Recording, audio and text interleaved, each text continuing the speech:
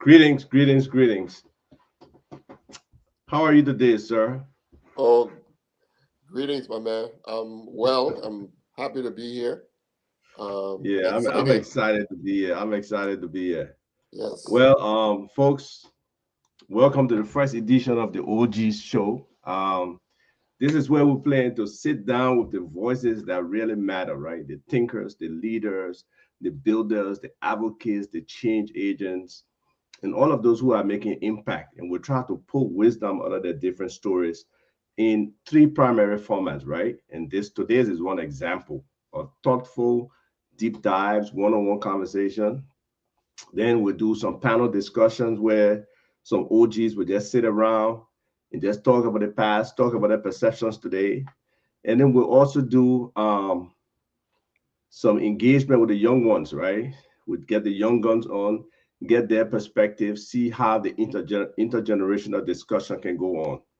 But today is a wonderful day because we are kicking off the OG show with a deep dive, one-on-one, serious, inspiring, and lively conversation with none other than Dr. Patrick Boros. I forgot the call is Dr. Carl Patrick Boros. You know Well, him, he's a historian, he's a scholar. He was recently awarded the Grand Commander of the Order of the Star of Africa. That's one of Liberia's highest honors, right? And this is a man who has dedicated his life to documenting and understanding our story as a people from as far back as anyone can go. So now I'm trying for us to understand him better and to get his perspective in a different respect of areas that he has been into, but he hasn't probably shared all that information with us. So please welcome to the show, Dr. Carl Patrick Bohr. Doc, how are you today? I'm well. And I want to say I'm honored to be the first guest that you're having on this new show. Yeah, Um, yeah. We yeah. need somebody like you to set the tune. Well, I appreciate inviting me to do that. Wonderful. All right, folks. So before we get into the real thing, sometimes when we see these already quote unquote made people, we don't know what drove them, what got them to where they are today. So just tell us a little bit about your personal journey, and what drew you into history to where you are today. I would say that a lot of the inspiration for my journey were my parents, actually. Um, my mother uh, probably she finished high school and did a little bit beyond that and in bookkeeping. And my father was less well educated, formally educated, but both of them highly valued education and they really sacrificed to send their kids to school. Uh, so when they could afford it, they sent all the kids to Catholic schools, even though they were not Catholic. And they really were not that convinced, especially my mother, that the Catholics were Christians. So it was a issue for them. It was a struggle for them. But that just showed you that they valued the discipline that the Catholic school offered and the academic excellence. It seemed like you went on mute. It seemed like you went on mute, Doc. Can you guys hear Dr. Boros? If you can't hear him, please put a comment in the room.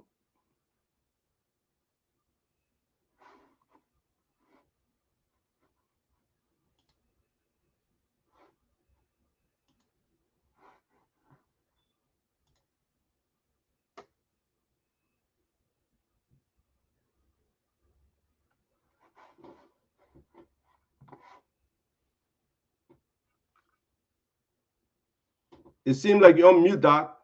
We can't hear you.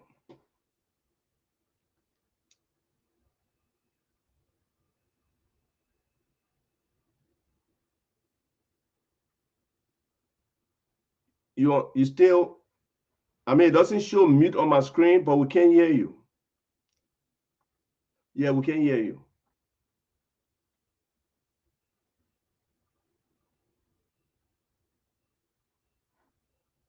That's amazing. I mean, you were very clear before, and then all of a sudden, okay, let's give Doc a little bit of chance to get his audio right. But just so folks understand and see how interesting that is with perspective he came from just now, speaking about his mom. Um, all right, go out. So we gave him a little bit of time to come back to us. This sunlight is bright today. Every day I'll be praying for sunlight, and now I got it, and it seemed like it's too much. Let me see if I can do any kind of thick engineering here to see if I can block the sun out. I guess that's a little bit better. I don't know, but yeah, that's an interesting perspective, right? Okay, let me add that back to the stage. Doc China, Yes, so now you can hear me? wonderful. We can hear you. Thank you, Doc. Oh, I'm so sorry about that. No I'm not problem. sure what the issue was, but basically you asked me about my journey, and I was sharing with you that for high school I went to St. Patrick's, which was on the edge of Monrovia, Cinco, that area. But we were living around Douala, and to get to school, I would take what we call Holy Holy back then, public bus.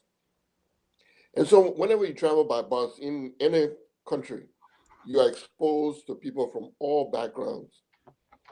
And so I think I benefited from that because I have a view of Liberia that is inclusive, it's broad, and that has influenced my perspective on the history. So I don't approach it, from a narrow, like this is my cocoon, um, and it's influenced my journey, from there. I started off because my father brought a book to the house of Liberian folk tales, and Right? some of them were historical narratives. Is that book still around today? No, it's not available to buy, but Okay. I mean I have a copy of it. It influenced my life so much that I've kept it. It was compiled by the Bureau of Folklore, the Department of Interior. And so at that time, people like Jangaba Johnson, the Honorable Baiti Moore, and many others were involved in this process of traveling the country and collecting oral traditions. And that book was an eye opener for me as a kid. And so it got my appetite for history going. Wonderful. Um, so at what point in your early life did you think you will get to this point, or did you even envision that you will be a historian and be able to carry that folklore to such a higher level? You inch along. I mean, in my experience, you take one step and see where that leads. And looking back, with hindsight, you can perhaps discern the pattern and say, "Oh, this was leading up to where I am now." But I would be lying if I told you early on I thought it would end up to be where I am. One of my earliest professional experiences was, as a journalist. And now when I look back, I see that it was preparing me because you have to be able to develop, critical questions and to validate if somebody's telling you, the truth. You check it against a different source, not just one person, account. To not rely on they say, you want to validate the information, stuff like that. But I'd like to say that the main difference is when I was a journalist, I was interviewing live human beings. But as a historian, you spend a lot of time talking with dead people, you reading their letters, you going through their papers and stuff. So that's a big difference. Right. So you mentioned how your parents really wanted you guys to go to the best quality schools and got the Catholic schools there. Similar with my parents, but I've known you for quite a while, Mm-hmm. and you never mentioned your siblings to me. But Mm-hmm. it just coincidentally a few years ago, a couple of years ago at a funeral, I forgot who's in Houston or somewhere. I Mm-hmm. met one of your brothers, Mm-hmm. Yeah. and I just gravitated to him and him to me, and he's extremely smart. Um, Mm-hmm. he used to work at LPRC, and That's he was right. also like the boss for George Family, because George Family was telling me about him too after, even like recently again. So share Mm-hmm. a little bit about your siblings and where they are, and maybe a little bit of your origin, because there's some mystery to that as well for some people. Oh, wow. Okay. Well, let me go back a step further then. Basically, my parents came to Liberia from Jamaica. My father came in the late 40s. So the Second World War has ended. Uh, the economy in the Caribbean is devastated. People are going through economic depression, more or less. And those who could were leaving the Caribbean to go to, many of them to the UK, to Right. Liverpool, to London if they could, or some were coming to the US, to Miami and places like that. My father and many others decided they were going to Liberia.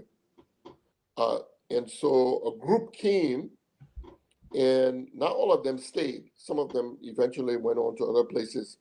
But by 1951, my father had decided that Liberia was it for him. And he sent for my mom and my two older siblings who Wow. were born in Jamaica. So that would be my brother, my one brother Earl, and my older sister who has since passed. So they came, and I was the first one born in Liberia.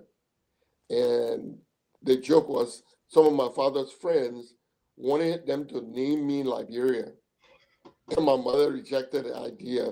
But the OGs, my father's group, they insisted on calling me Liberia for as long as they were alive.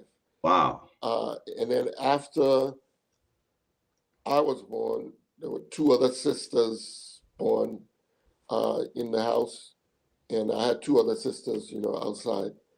Um, so all of us from my both parents went to convent in St. Patrick's, and my other sister, who's still with us, went to CWA.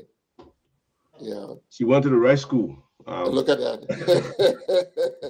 Yeah, that's why she speaks good English, man. Wonderful. Yeah, yeah, that's wonderful. I mean, those parents who struggle for their kids to go to the best schools, we really applaud them. It makes a difference eventually.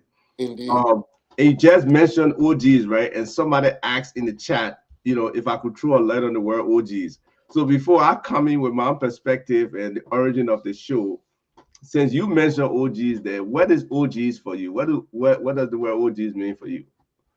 Well, to me, I know the origin, but I will prefer to say old guns, or experienced heads, those who have been in the game for a while, and they know, the rules and how it works. That's how I would put it.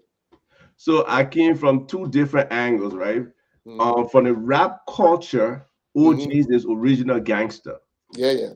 From the popular culture, is like OG is like um an old guy, somebody who's respected, who's seasoned, like you said, know all the different stuff. So from those two areas, that way I come with OG, because we can balance this out with the intellectual, and then just going hardcore at times in this OG show, because we got to be real to the young people coming up, those Sure. who are next, for them to understand some of the challenges and how to position themselves to move forward the right way. So Mr. Yinka, thanks for the question. That's basically the origin of OG for me, and generally what it means for people.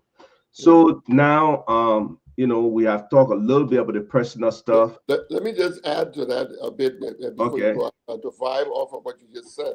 You see, in our tradition, in our culture, we had a special reverence for those we call elders, right? Um, but the reality is that not everybody who got to be old was considered an elder.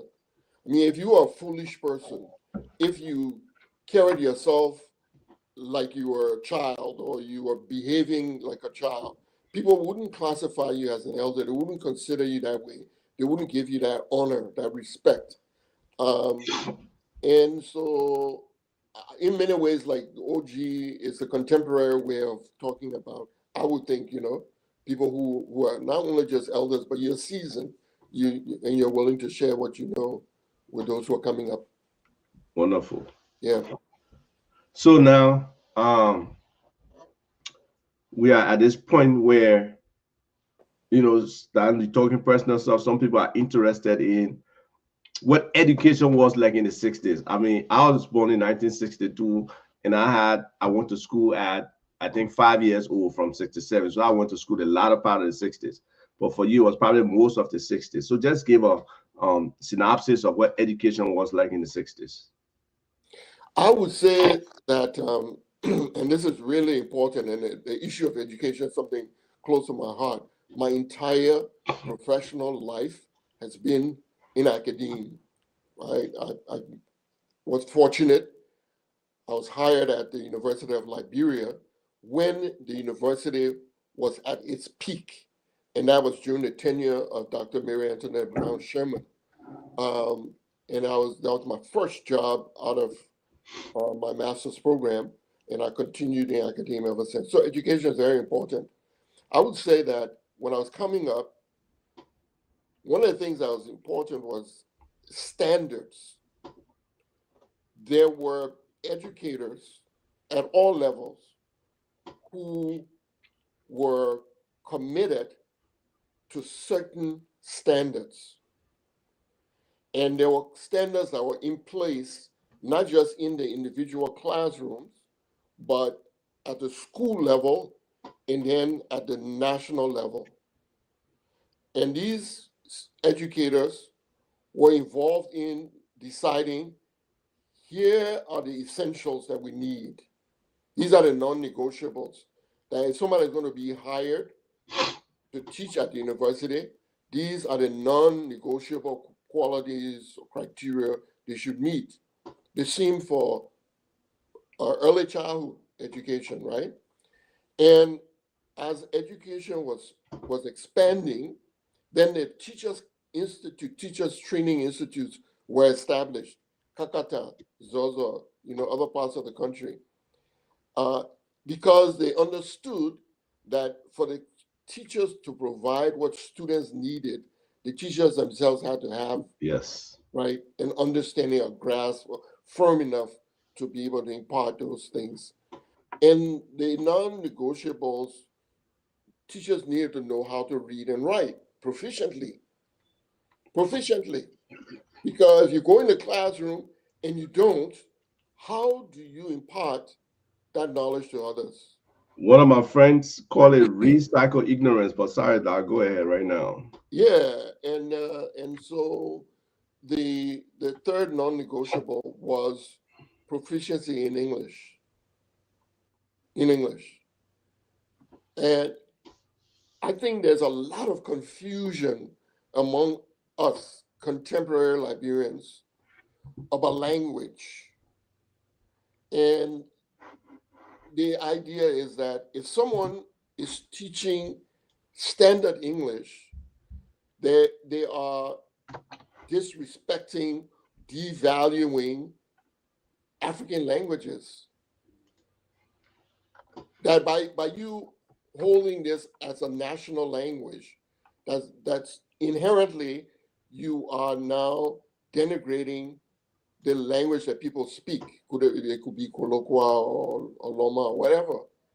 And I find that to be a very ridiculous position to take, but many of us have that mindset.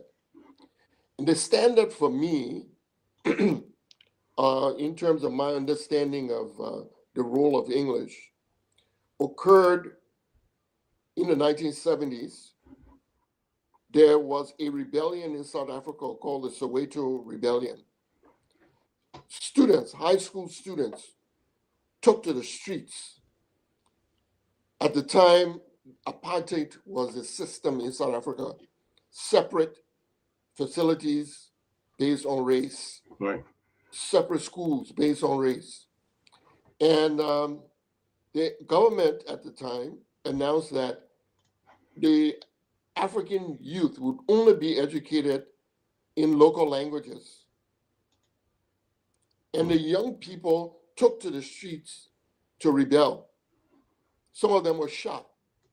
And there's a famous picture of a kid who had been shot being carried by one of his peers in his arms, running down the street to get him to safety, to get him to health, workers. That young man who was carrying that kid ended up in Liberia. Wow. After the rebellion was over, the liberation movement snuck him out of South Africa and they brought him to Liberia. From Liberia, he went to Guinea. Okay, those kids were saying, we refuse for the government to do this. We speak African languages, we love our languages, but we need standard English so that we can communicate with the rest of the world. But not only that, we need access to the knowledge of the world.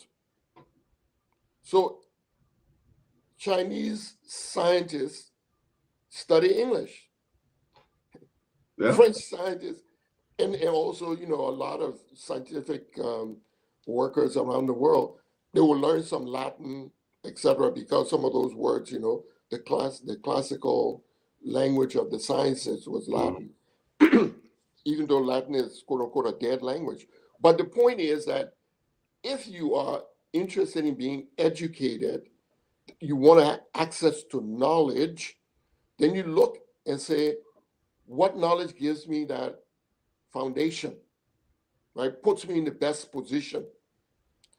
And I feel that unless our educational system takes the teaching of English seriously, if that's the national language we agree upon, whatever national language we agree upon, we need to take it, approach it that we're going to provide our kids proficiency in how it's used. Otherwise, we see this divide opening where those who went to school when the standards were in place, they can go anywhere in the world and they'll thrive.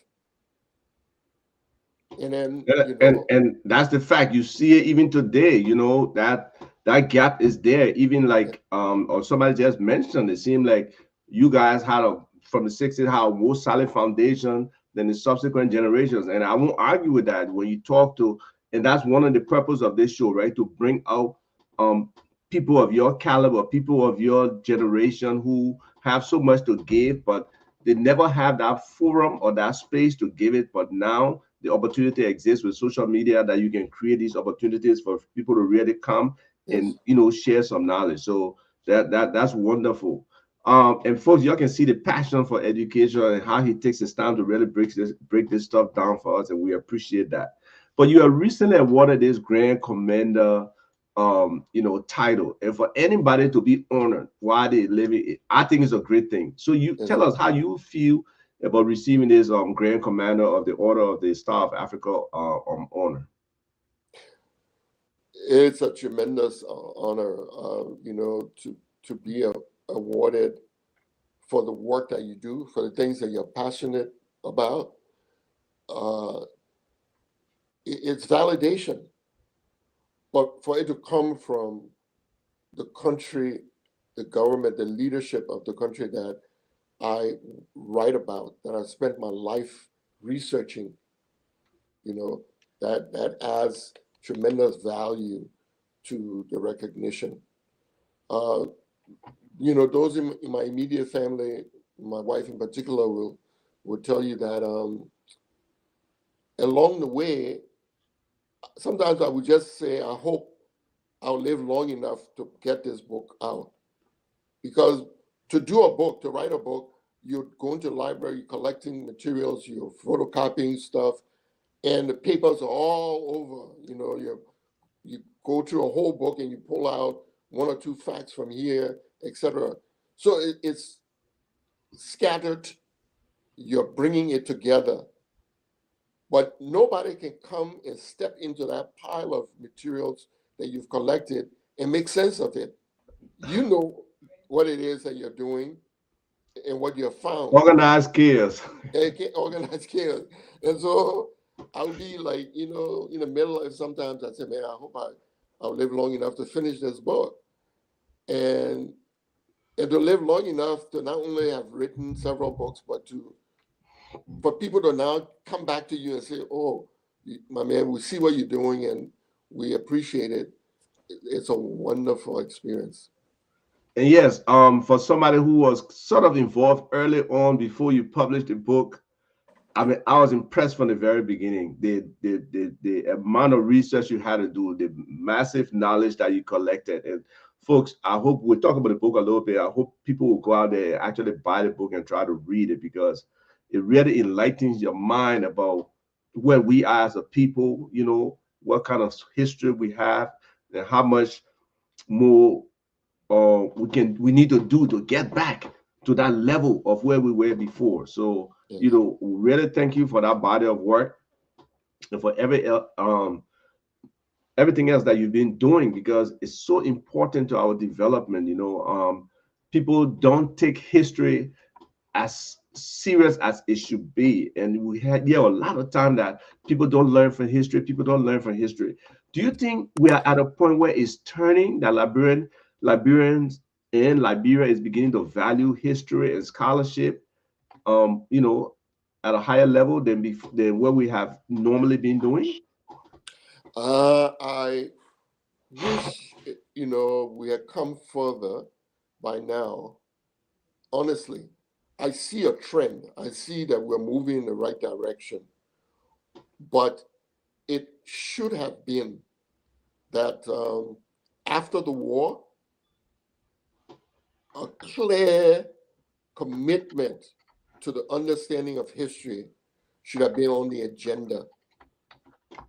But if our policymakers don't value something, then it's not likely that it will put a priority on it.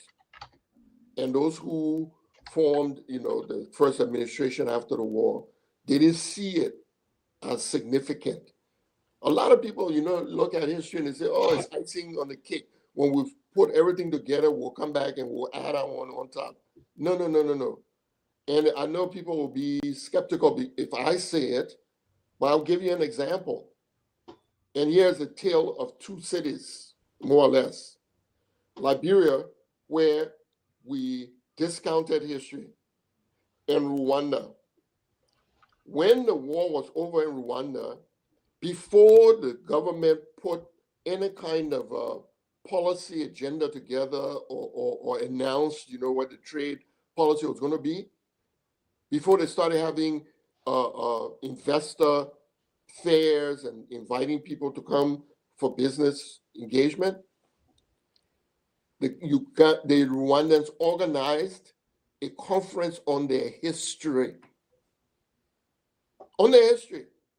And it wasn't government per se. It was Ugandan scholars, intellectuals. They say, we have to get our history right. The history that we have was given to us by the colonial powers. That history has helped to divide us. So how do we move forward? We need a proper understanding of who we are. Why is that important? I'll just say to the audience, think about this, right? If you are the leader of an institution or a club, you need coordination, right? You need to build a team. Are you following me? I'm following. Yeah. So history is part of that team building ingredient for a nation. And we even talked about this before. We talked about history in terms of development and understanding what happened before and what happening now, what needs to happen. We talk about the reflection of history and involvement in even tourism. You know, Yeah, you've been yeah, yeah. a part of those discussions along with me, and you know, if you can just kind of give broad strokes on the different epochs of history for Liberia, because like the understanding of history today is very limited. The group right before, probably the people who went to school during the war times, Dr. Guano is probably the point of reference. Yeah, Before that, there was a different kind of pocket of Liberian history. Then there sure. were the war stories we heard when we were growing up. You mentioned 1945 after the war. So Yeah, there yeah. were other aspects of that history. And then before the history you wrote about. So if you can just position those maybe in timelines or in pockets, just so some people can understand the transition over time of our history. Yeah, so I guess the analogy I would use is that we need to understand that we are in a relay race. That we're not out here as individuals to say, oh, I'm going to make a dash and make a name for myself. You know what I mean? As if you're a part of the nation. You can do that on your individual level, you know, in your individual profession, pursuit, whatever. But as a nation, unless we get that mindset that it's a relay race. So those who are before us and they have the baton, we have to be prepared to receive it. And then we run and we get it to the next generation and pass it to them. If you're not conscious of that, if you don't, if that's not your mindset, you grab the baton and you're wasting time or whatever, you break the chain that is necessary for the continued progress. So why, for example, have the Hotel Africa, Ducal Palace, EJ Roy building been allowed to languish? These are structures where significant investment of the Liberian people's resources helped to create those. And it would seem to me logical, from a business perspective, to say, okay, first thing, one of your top things on the agenda would be after the war that these structures are rehabilitated along with the mansion. There's a And that's shortage of, surprising, Doc, not to interrupt you. There have been suitors, there have been people who wanted to do those investments and elevate those historic buildings into something modern and stuff. But there has been, I don't know whether it's corruption, whether it's lack of cohesion within the government itself, or inability to come to an agreement, but it has not happened. So, you yeah. know, we just wonder. So I say that, well, you mentioned several other potential factors, but one of the factors I'm pointing to here is that in a society where people have the mindset that we're in a relay race, the idea is that, you know what, these are valuable structures, right? That we have inherited more or less as a society from the generation before.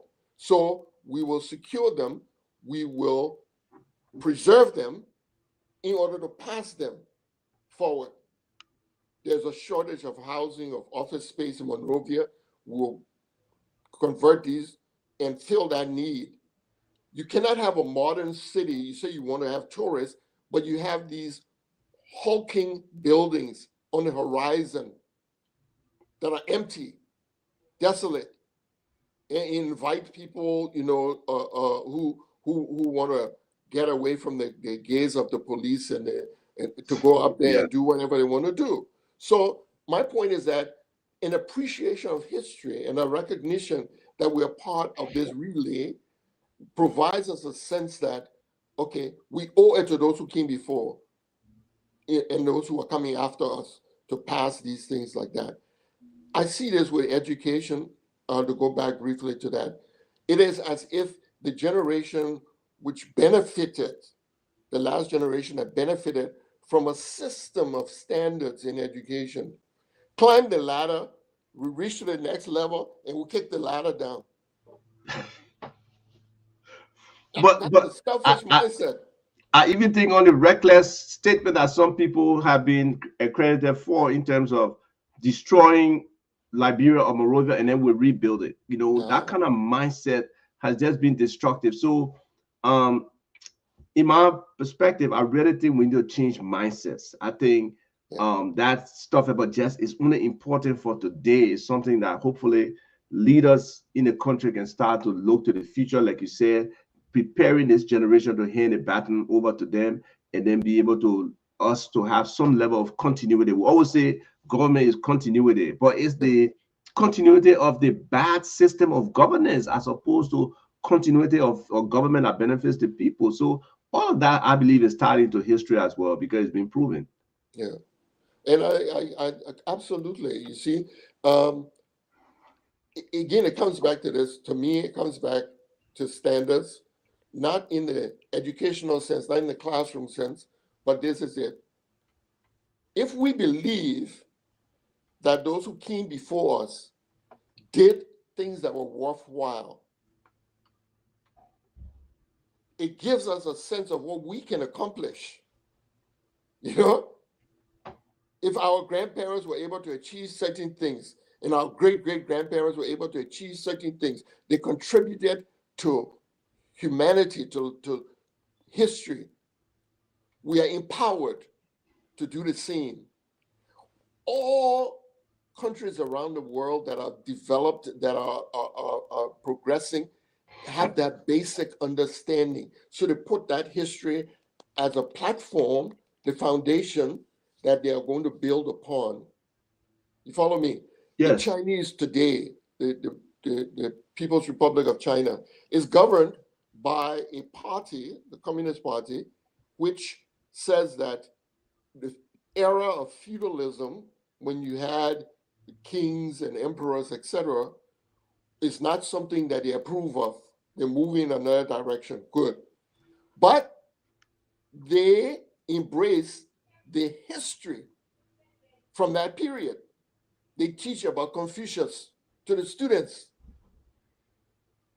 Would you follow me? I follow you. But Yeah. even today in the United States, In every it's so country. many iterations of the same history, right? Just the Yeah, Civil War alone, every year is a reenactment, yeah. so they keep the history going, they keep it alive. And somebody just mentioned how, our literary tradition, where is it? You guys are rarities. You, Dr. Dunn, Dr. Brewer, and some of the other historians that are out there, you are few and far in between and not heralded enough that we can say we're taking this tradition of history forward of what we've done. Well, how about you? You're going from preaching to meddling now because you pushed at something that is really close to my heart, and it goes to this issue that we're discussing today, right? So the question is then, why are we not taking our history seriously? Why are we not empowering people with a knowledge of who we are and where we have been? And I would say, at the heart of it is the fact that we have accepted the view of others that our culture huh, is less than, that our ancestors were demonic. They really didn't know God. They Right. didn't have any sense of divinity. They were quote unquote primitive savages or hunters and gatherers. And if you buy that idea about who you are and who came before you, it gives you a lack of confidence to move in this world. And we need to understand differently. We understand better. So you ask, where is our culture in the school system or in the bringing up of our children? When we were growing up, when I was growing up, I think it was the case for you too, because the wall, it's a rupture, the line that cuts for many in the society. But I grew up before the war. We were told children's stories about spider. Okay? Yeah. All right. Regularly, and we look forward and we harass the old people to tell us stories. Now, Spider, I hope or the people in your audience remember Spider stories. Many of And, them do, or they got spider references because they still say you okay, greeted like spider is still on yeah, the. and so you know, and the reason for this, and the reason I'm highlighting Spider is that, so Spider was the main character in these stories, but it didn't mean that Spider was presented to us as a hero. He wasn't. He was the No. anti-hero, Yes. right? But he was central. And basically, when you strip it down, you ask yourself, so what was Spider stories about? They were amusing. Sometimes they would have music, the people would sing songs in it, etc. There'll be repetition. It was literature, right? So all the things of poetry, you find it in there, alliteration, blah, blah, blah. All of those were used, they were devices to impart lessons, lessons about ethics and morality. Do not be selfish. Do not be greedy. You follow? But you're learning it not didactically. Nobody is pushing the point in a direct way. It's very subtle. And those stories are coming back again and again to reinforce the lessons. So we have thrown that out. We want nothing to do with those. They're not all primitive things. But then how do our children learn about ethics and so on? And that's part of the point I'm trying to make to people consistently. History is not just dates and names. It's the substance of it that we need to capture and to be able to impart. And there are lessons in there about morality, about logic, etc. that should be Yes, shared. for sure, for sure. Mhm. On a separate time, we got to really discuss culture because the definition of culture, it seems like some people think the bad things are not part of culture, especially those that have been ingrained, like some of the hot topics that are going on right now with outside children, outside relationships, and stuff like that. So, But we need to hopefully talk we'll about get. business, though. We can't have done. We can come around to that another time. But now we want to see how we can look back while we look forward with this whole history of business and industry in Liberia. Yeah. So give us the genesis of history, because I mean I would love for you first to just talk a little bit about the genesis of it, because I always wonder about the spider story, right? Because when I read other country stuff, they call him Anansi. Yeah. When our own, it was always spider. Yeah. So did we originate this spider story, or was it an African thing? I mean, how did it come about before you get into the earlier years of business in Liberia? I'll give a synopsis as best I can, right? Okay. Um, a lot has happened in my lifetime that is very important for our understanding of the world and of history and where we fit. When I was a child, the world believed that people originated in the Garden of Eden and it was somewhere in the Middle East or something. We know today there's consensus among scientists that the first human beings were in Africa. And from that point, people migrated to other parts. Okay? All right. So then the reality is that the migrations spread the culture. And in Africa, there are a lot of things that are similar. And spider stories are one of them. But it's not the only one. Hmm. And that shared experience, those commonalities are the indication that we come from the same root, Africans do. The languages share a similar root. Linguists say, oh, there's a Niger-Congo language family, right? And it breaks into different parts. Um, if you look at our languages and you hear people say Ta, Feles, Hawa, Na, Nolu, and the other language next to that, the sounds are similar for counting, right? 1, 2, 3, 4, 5. That's a commonality. That's a similarity. And so with spider stories, with what the Ghanaians will say Anansi, and Jamaicans say Anansi. The spider stories travel across, to the African Wow. diaspora as well. But from Senegal all the way through Liberia, Ghana, you have spider stories. Some other places they don't use spider; it's a different animal. But the morality part of it, the teaching of ethics is in there. that tells you that there's a base, there's a commonality, a foundation to our culture, right? So my goal in doing my history is to bring that back, to bring it out, the knowledge of that out.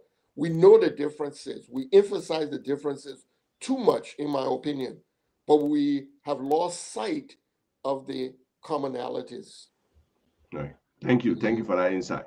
So now we go to the core reason why we wanted your insight in terms of the history when it comes to business in Liberia and how Liberians engage. So can you start to share that? We can try to break it down, go into industries, go into the global impact, the Good. concessions and all of that stuff. But just give us a taste of what it was like and the distinction between the Windward Coast, right? And what is Liberia today and all of that. Yeah. You see, so when I started my research, it was very difficult to actually access, information about our ancestors and their role in history. And part of what was blocking that were many of the assumptions that people had about our people being somehow inferior, you know, they were not developed. This whole notion of this, some people are developed, some people are not, these people are modern, we need to catch up with them and blah, blah, blah. Okay. But then I found a couple of things that really opened it up for me. One, we talk about Malagueta spice, Malagueta. In order to write about the role of Malagueta in history, I went to look at the science regarding that plant. Mhm. It grew originally only between River Cess and Kipamas. Yeah, Rivers. Only between River Cess and Kipamas in the whole world. Wow. So then, when I was searching, I found around 1100 AD, Malagueta was being sold in Italy and in Spain. Knowing that Malagueta grew only between River Cess and Kipamas, it meant that our ancestors had discovered the properties of this plant, had found a way to market it, and it had reached that far into Europe. That means then that we have people on the ground who are trying different spices, different plants, and willing to do the research, if you want to call it that. And then having discovered that this thing was special, to find a way to trade it, to market it. So that was one. It was an eye opener because I knew it could only have come from there. All right, here's the next thing. When I did a book called Between the Cola Forest and the Salty Sea about Liberian people before 1800, people will pick up the book at different events. They look at it and they ask me, they say, so Pedro de Centra is in this book, right? Because our value for our history is measured by our proximity to people who are not us. Yes. So if you didn't put Pedro de Centra in their book, then it's not good. It's not valid. All right. So I'm reading the works of Pedro de Centra and Prince Henry the Navigator, who sponsored him to come. And I learned that one of the things Henry the Navigator was looking for was Malagueta. Wow. Because in Spain, Malagueta was called the greens of paradise. Wow. Now, as mind-blowing as that is, I had to check myself and say, but you know what? It wasn't just Malagueta these people were looking for. They were looking for spice, period. So we know that the explorations to go to Asia, to go to India, to get curry, all of these spices, they had tasted them in small little samples that were coming across, to Europe, and people wanted more. So now they're sending these ships. And ships would leave from that coast after the Pedro de Centro came. They would leave loaded with Malagueta spice. Wow. So the reason for Pedro de Centro coming to our area, they were looking for gold. They had gotten intelligence through spies that the gold they were buying from Mali was actually coming from what we call Ghana today, the Gold Coast. So they said, if we can go down and around and reach to that Gold Coast, we won't have to buy it through the Malians. We'll cut them out. And the same with Malagueta, we'll go there, we'll buy it, we'll cut the middleman out.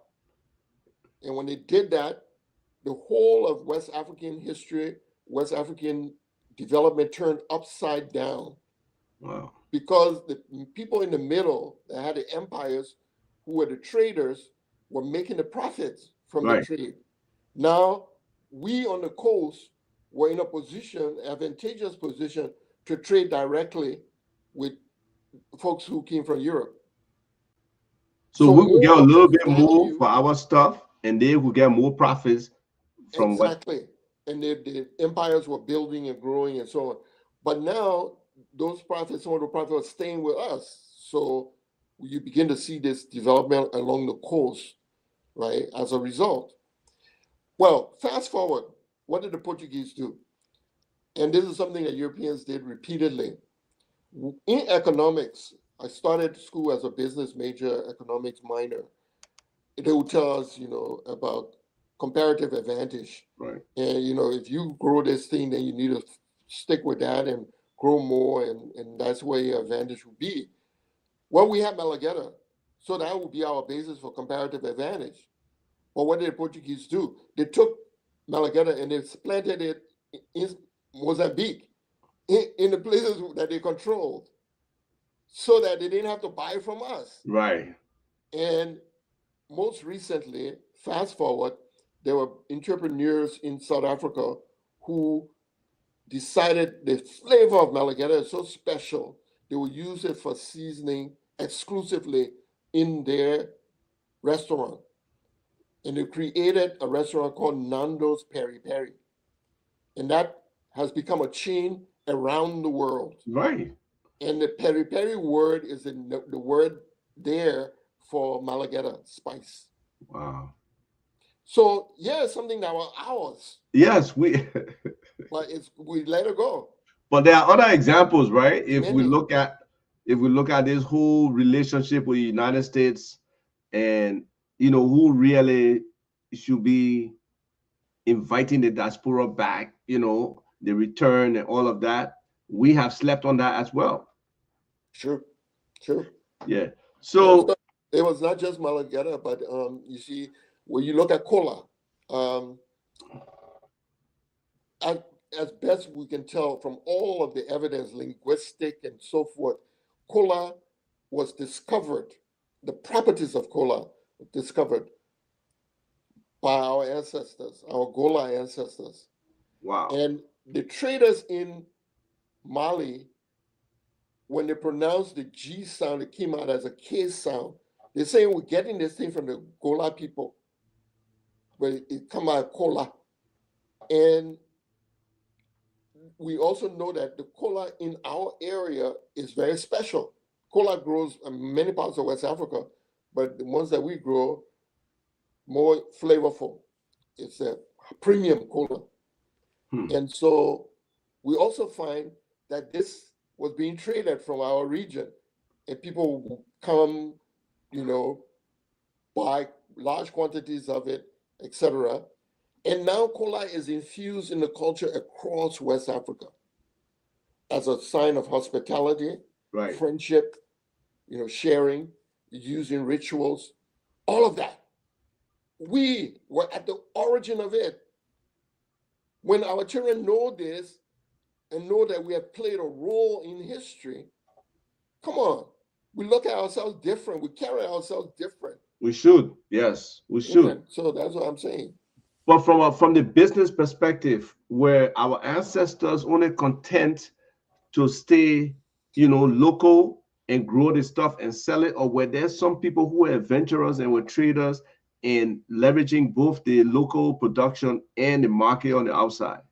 Well, there were people who were trading, but they were not the large scale traders, um, because the people at the center of the empire had the advantage of their location, being in the Sahel. For the goods from the coast to pass to go to the Mediterranean, they had to pass through them, right? So they will collect. You got Um, to pay here. yeah, and then the bulk of the profits were collected in the empires, and they were developing. They were they were more they were wealthier in many ways. Right. We know about Mansa Musa, going to Egypt and wasting all that money. Um, but our people were trying to trade, but they were not on that scale. And after the Portuguese come to the coast, then you begin to have more direct, access and people developing on a larger level their ability to trade. But one of our weaknesses historically has been not adding value to the items that we were trading. It still is. And unless we can learn from that, and that's one of the things about history, it's not only the good things you learn, but you look at it over time and you say, but wait now, how come we have all these desirable commodities that we're trading, but we don't have much to show? Then you learn that, oh, you see, we're not adding value. So that's what we need to do in the next phase of our development. You follow?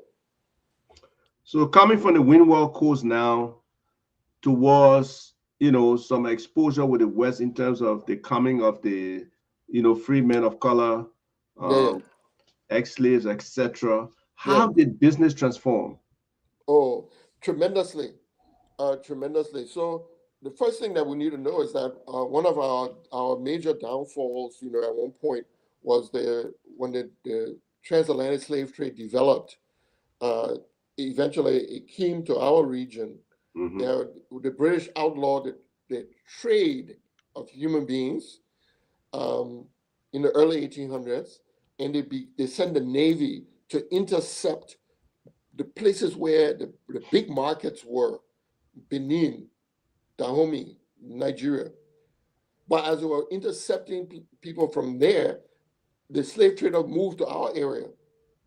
And we have records written by them who said, oh, yeah, I was operating in Cape Palmas or Cape Mount or blah, blah, and they document their involvement there. So that was a major setback. Well, I preface the coming of people from the Americas with that story because it's essential for us to understand that, to recognize it.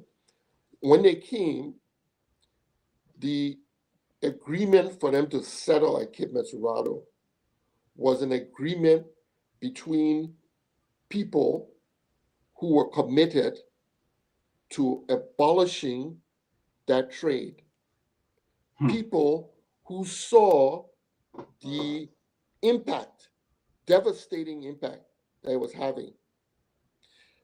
The man who served as a scribe for the local rulers who were involved in the negotiations, his name was John S. Mills. Mills lived on Providence Island before the negotiations. He was a slave trader. Oh, wow. His father had set him up. His father was British, his mother was African. His father became wealthy from slave trading in the Maserati River. So he sent his son, he educated his son in Liverpool and told him go and operate the business, the family business over there. But they have branches in different parts of West Africa. Hmm. And the slave trade was not, like a localized market thing. It Right. was global. All right. So Mills comes, he's doing it, but he's struggling with his involvement. His conscience is bothering him. And he decides this is wrong. This is unacceptable. I can't do it. I would trade anything else but that. He is on the scene, and he is the person who is translating and writing the discussions for the local rulers. Right. Peter, Tawu Peter, the day ruler on Busher Island, who was buried there by the British to Caldwell, was the landholder for that region. So he was the main ruler to make the decision. Well, his son had been captured and carried into slavery. We have a picture, we have a portrait of the boy because he an abolitionist saw him on a ship. They were carrying to the Caribbean, paid to ransom him, knew that his father was the ruler of Cape Mesurado, and sent the boy to school in England, preparing him to go back to Liberia. He died before he could go. But imagine you're a father, you're the ruler of this area. Whatever business you're doing back and forth, and the people come and kidnap your child. So there were abolitionists on the coast, and they joined with those who came back and who were committed to ending this traffic.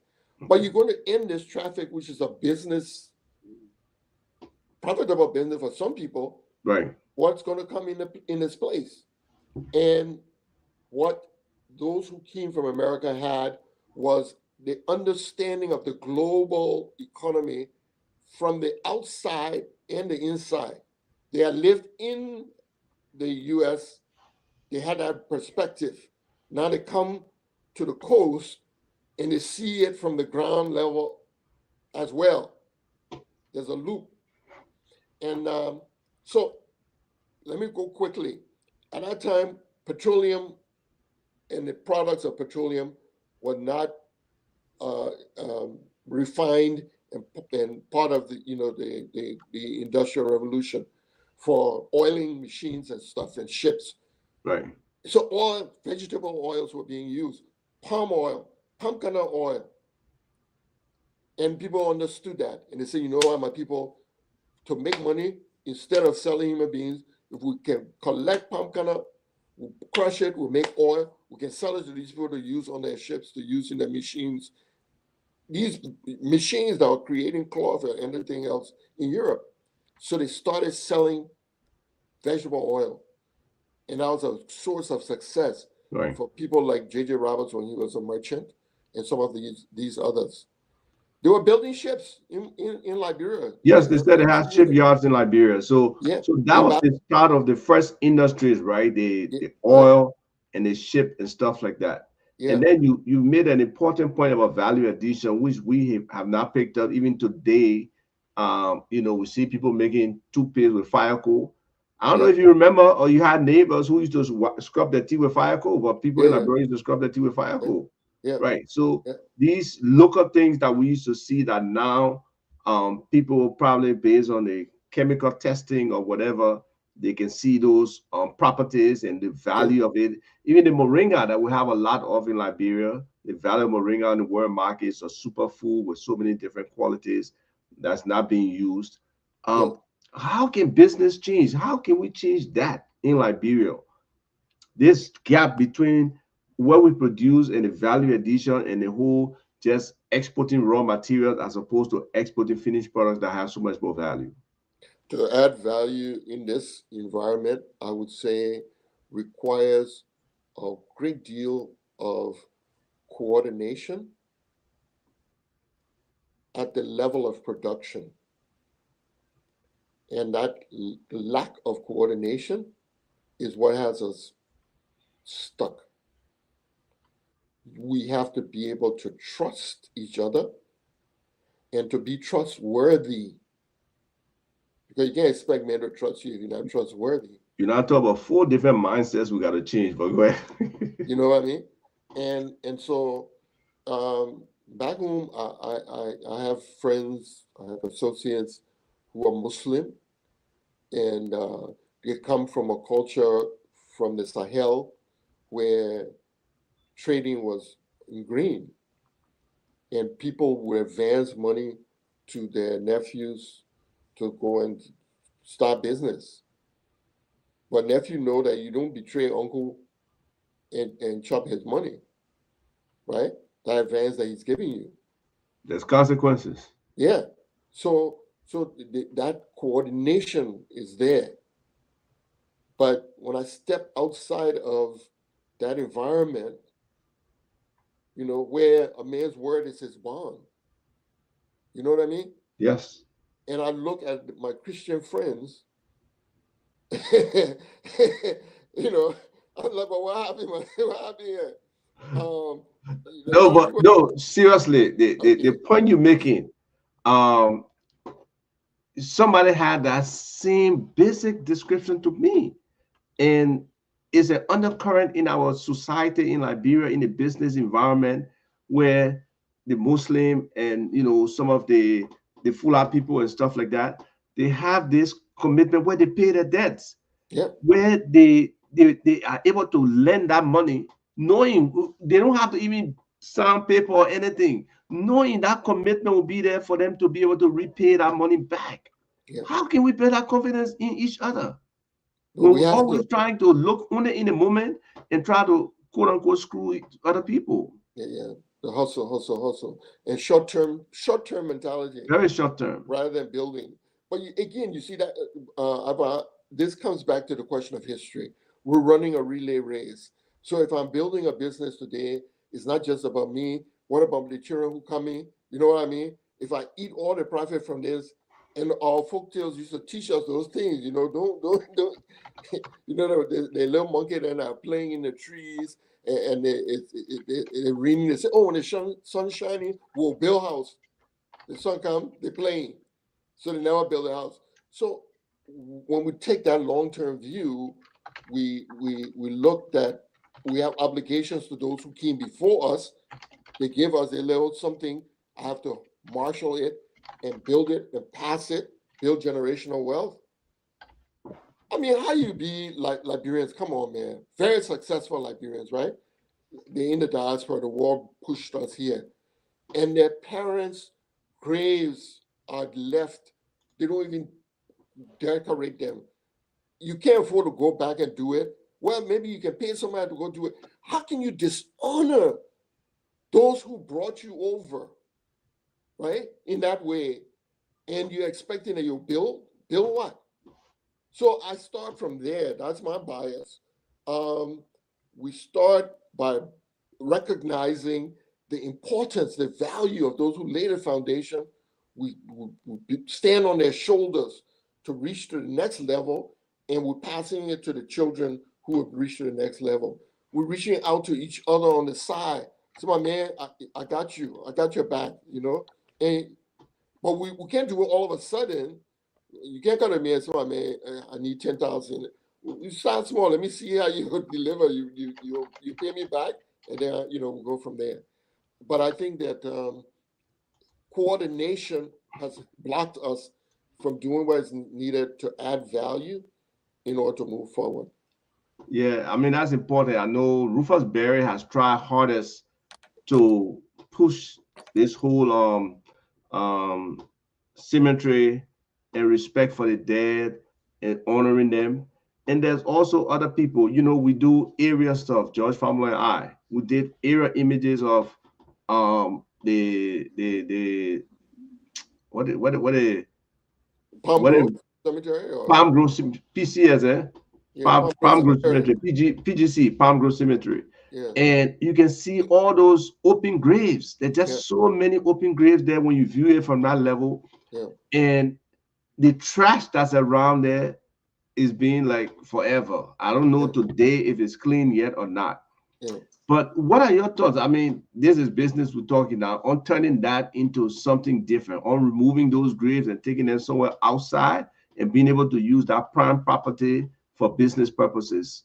Any thoughts? Short term, that's of. I do not know of any society in the world that will contemplate such a thing. Just us. Really? Absolutely. I was in Jerusalem and was taking a tour based on the New Testament, blah, blah, blah. And went to one of the cemeteries that's mentioned in the New Testament. And the graves are on top of the graves, on top of the graves, on top of the graves. because people believe that when the resurrection, people from there will be the ones to, be first. Okay. The reality, Iva, these are some of the things that drive me, that shape my view. The oldest cemetery in the world that has been found, the oldest, the first ever, was in Africa, Wow. is in Africa, is in West Africa in particular. And a lot of things are hard to preserve in West Africa because of the climate and the Well, rain, yes. destruction. But the graves are located by archaeologists. And they found a body of a woman and two children in the same grave. The idea is that it's probably a mother and her children. It expresses that people had these feelings, human feelings, empathy, and all that, that is respected in that grave. And then the other graves, they had jewelry and they have flowers buried with the people who were there. This Wow. is humanity. This is what humanity is about. This is what, when I say we are in a relay race, we are respecting the people who came before us.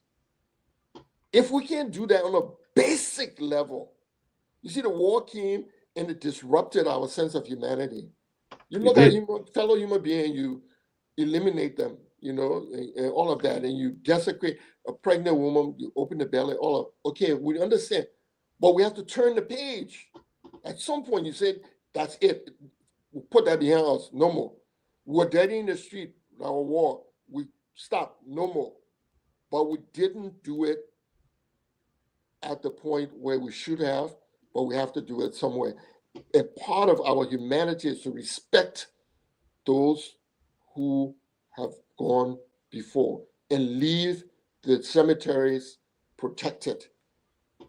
There are not land shortage in Liberia that we need. No. There are many, many other places that could be developed. But it is part of a mindset of erasure of the past. So we Okay? got our own cancel culture or erasure culture. And now the downside of that erasure culture is, oh, you want tourists to come. You want them to come. It's part of tourism that can set you apart from other tourist spots. Thailand has beaches. The Caribbean has beaches. So you got beach. So what? What are you offering that is going to be unique? And part of what you offer that's unique is your history. And if you have historical sites and you don't preserve them, make them decent, Right. and people can come and say, oh, I read, but it's J.J. Robert. Oh, this is great, man. Oh, wow. There Come are on. president graves like Edina. There's the one right there on Camp Johnson Road. So I mean, these sites. I hope the people who are responsible for tourism are watching and trying to understand and relate to this, and just government in general, because that an eyesore. That PGC area is an eyesore, and we really, really need to see how we can work to make our city just a better city, a city, receptive to people that people can come to. And you mentioned the other eyesores, the big buildings we have there, that historic buildings that, nothing has been done about them. But you touched on Hotel Africa, which was a pride before. It came with what in 1978 when the OU was coming. Um, but the sea erosion again, and we just saw recently on 10th Street, the sea erosion there. We just did area photographs of that area. Very few people have some revetments. One of them is George Weah with rocks there. But visually, you can see, yes, his rocks is there, but it's affecting the areas, negatively. So these short-term solutions, like you say right now, these very, very short-term solutions don't work. How can we start to look at the long game for our people? What do we need to tell our leadership to um to focus on, the building blocks? Because our foundation is still like immature from, compared with so many other countries and the foundation they have to build upon. So how can we Stop all the distractions, focus on building that foundation with the morals, the values, and the physical infrastructure to go on. What message needs to come to people for them to see that? I would say you give a really important example of the erosion and the property of the former president, President Weah. Here is an example of the mindset that has kept us where we are, that we can't move forward. I got mine, I put rocks around it, and that's all that matters. And the rest of y'all to my left and to the right, what happened to you? You're on your own. We cannot expect that we will not only advance, but even to be sustained as a country, unless we can develop the mindset of collaboration, cooperation, that we're in this together. This is not I'm trying to sell Liberians on foreign ideology. This is us, this is our culture. Africans were the ones who everybody knew were all about Unity. collaboration. We've lost it. We've thrown it away because we want to be like other people. They tell us that their way is the best way, and we eat it up and we run with it.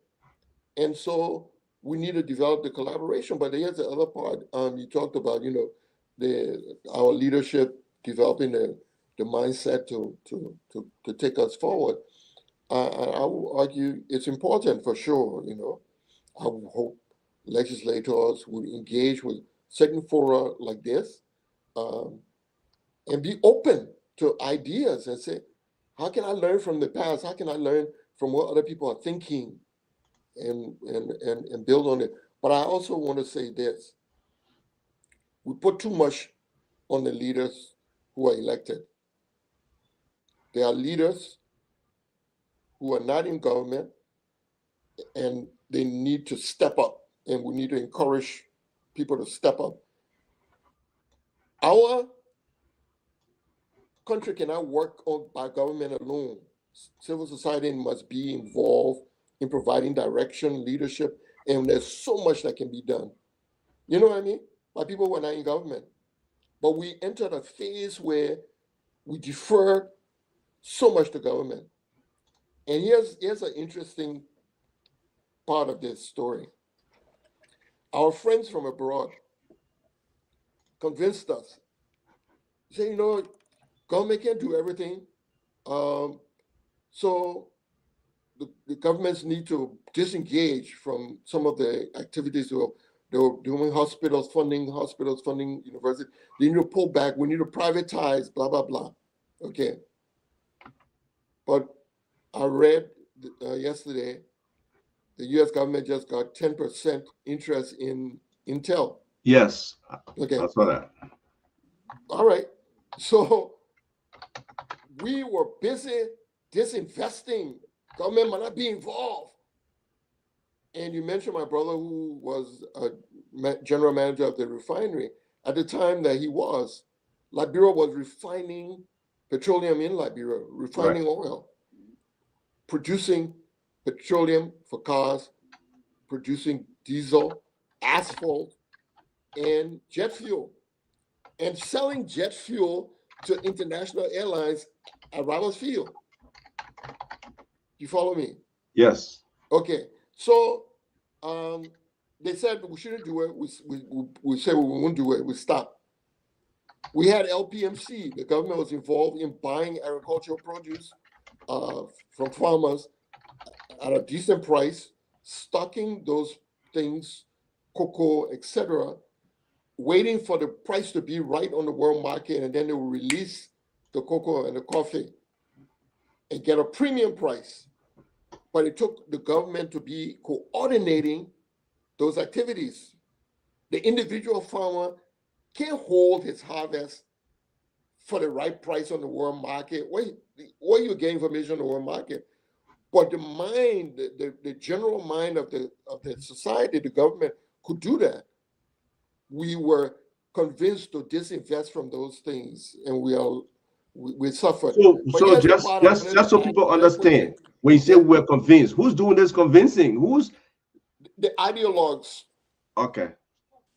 and the ideologues, part of the ideology was, neoliberalism, um, and these ideas become popular. They are promoted in the media around the world, and rather than being creative thinkers for ourselves, we defer. You say, "Oh, but a man has said this is how government works best. If we do A, B, and C, so we need to stop doing these things." But I would say that the countries in Africa that are developing I'm and doing the opposite. rapidly are thinking creatively and coming up with their own solutions. And when good friends come from abroad and say, "But you shouldn't do it like this," you should say, "You know what? Thank you very much for your advice, but this is what works for us here." Ethiopia has built the largest dam on the continent. And they did that in part with money invested by people in the diaspora. Hmm. In part, Hmm. they securitized, yes, they securitized, they sold bonds to Ethiopians in the diaspora, among others.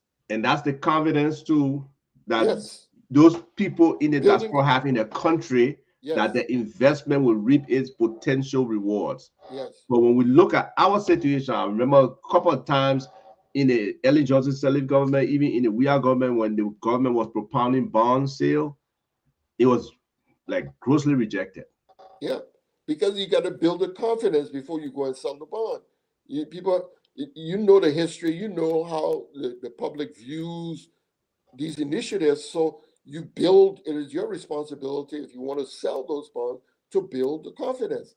And the Ethiopians did that successfully. You know who's trustworthy. You put their faces up front. That people will say, "Oh yeah, if this man's involved, my money is secure." Things like that. They did that. They built the biggest dam. They're building the largest airport in Africa. They Wow. raised the money by taking the Ethiopian Airlines, one of the best in the world, and they put all of the assets up as collateral to get the money to build the airport. They want Wow. to divert traffic from Dubai, from the Middle East, the traffic that's going from Europe to Asia to come through Africa. That's, You have to have that's that bigger, strategic. That's yes, strategic thinking. yes, Yes. but you cannot turn your strategic thinking over to other folk I because you mean, think that they are automatically brilliant because of their background and their nationality and all, and you're not up to their par, but you're not up to their but when standard. when So did that difference start to happen? Because I mean, I remember the Cecil Dennis and other people that kind of stood for our foreign policy and who we looked at as equal to anybody who was coming from outside, in a diplomatic or like political sense. We looked at our people as like they equal to these guys. But today it's like with everything, even when we're talking about local content, we right now we're making some serious arguments about the technology sector and liberalization, local content in the technology sector, where these contracts by the World Bank are being written in a way that disadvantages any Liberian firm from being a prime partner, in any kind of collaboration. We got to go probably seek partnership outside. And it's not even required that we yes, have specific content dedicated 35%, 40%, 50% must come to Liberian firms. It's not even there. How do we change that thinking if we want? And these are loans that we are taking, right? $40 million loan for this project, $50 million for another project, another 50 million for like three major IT projects to do the transformation. We are all for transformation, but we mhm, believe that Liberians should be involved in these things. So how can we get our government to understand that they can go and rewrite some of these contracts, that probably these agreements with the World Bank and other people, that does not require Liberian content? What can we bring to the table to tell them, say, look, you guys have to reverse these things? yeah. I think that a show like yours, right, can make a really important contribution, a really important contribution. Um, and I say that for this reason. too many of the shows that we have are designed for debate and controversy and clicks, and it will get a lot of traffic. The man shouting this other one down, the other one, oh, this person for this political party, blah blah blah blah. There's a room for that. There's a place for that, but there must be a space where we can come and quietly think and connect. The brain trust of our society, in government or not in government, or we have to pull ourselves together and draw on the best and begin now that process of finding solutions for us, designed by us. Yes. Because the point I was trying to make is that there was a point where we were told government needed to divest from infrastructure. Public works shouldn't be building roads, privatize it, let other companies come and do it. So most of those contracts ended up going to non-Liberians Yes. who had the money to invest. But it wasn't just that. The same people who were telling us to do that, they said, well, government needs to be downsized because it can be too overpowering in the country, and will remove some of those assets that they were using from before. All right, but what about civil society? Because if civil society is strong, it will then be able to step in and fill some of those voids, right? What about Liberian businesses? If they're strong and they are encouraged and they're grown, they can step in to fill. No. What is happening is you're downsizing the government, you're selling off infrastructure, but you're selling it to non-Liberians. The process of licensing and traffic, controls, etc., turning it over to a non-Liberian entity. And even civil society, we saw that instead of, in the US, how things are done in the area of history, it's like the National Endowment for the Humanities will say, we're going to be celebrating the anniversary of this event in American history. Historians who want to participate, write a proposal, or historians who want to participate, submit your book, and we will put a panel together that will judge, that will select the best, right? But that's not how things have been operating in Liberia. No. A funder will come and say, we think you should write a textbook on this subject, and we will organize who will do it.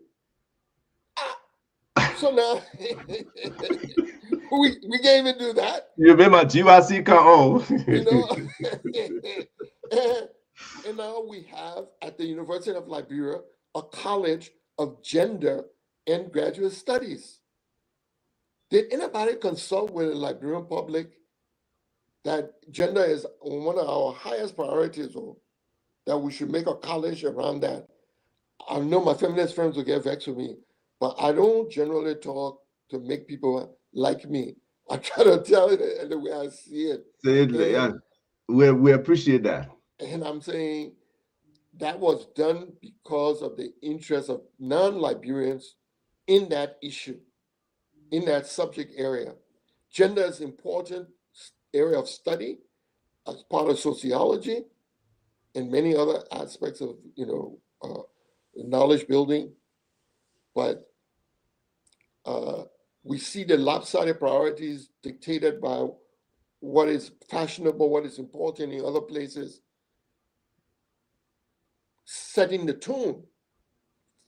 And we just follow fashion, men and women. Look, this stuff could go on forever. But we have some important points from people. I will be remiss if I don't mention some of them. And then I got questions for some other people. So there's three. Hopefully I remember them. First is there was an earlier diaspora conference before.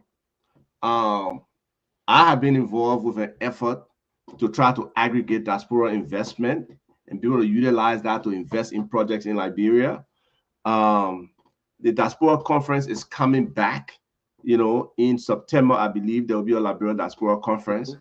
and that's being headed by my cousin, Emmett Dunn, Dr. Emmett Dunn, who's, trying to maximize the efforts to make sure it's inclusive, because there have been complaints from different people in the diaspora when it's for the diaspora that they stay, excluded. So he's trying to make it holistic and totally involved. So then the other commentary about you mentioned that the intelligentsia, a significant portion of that intelligentsia is in the diaspora.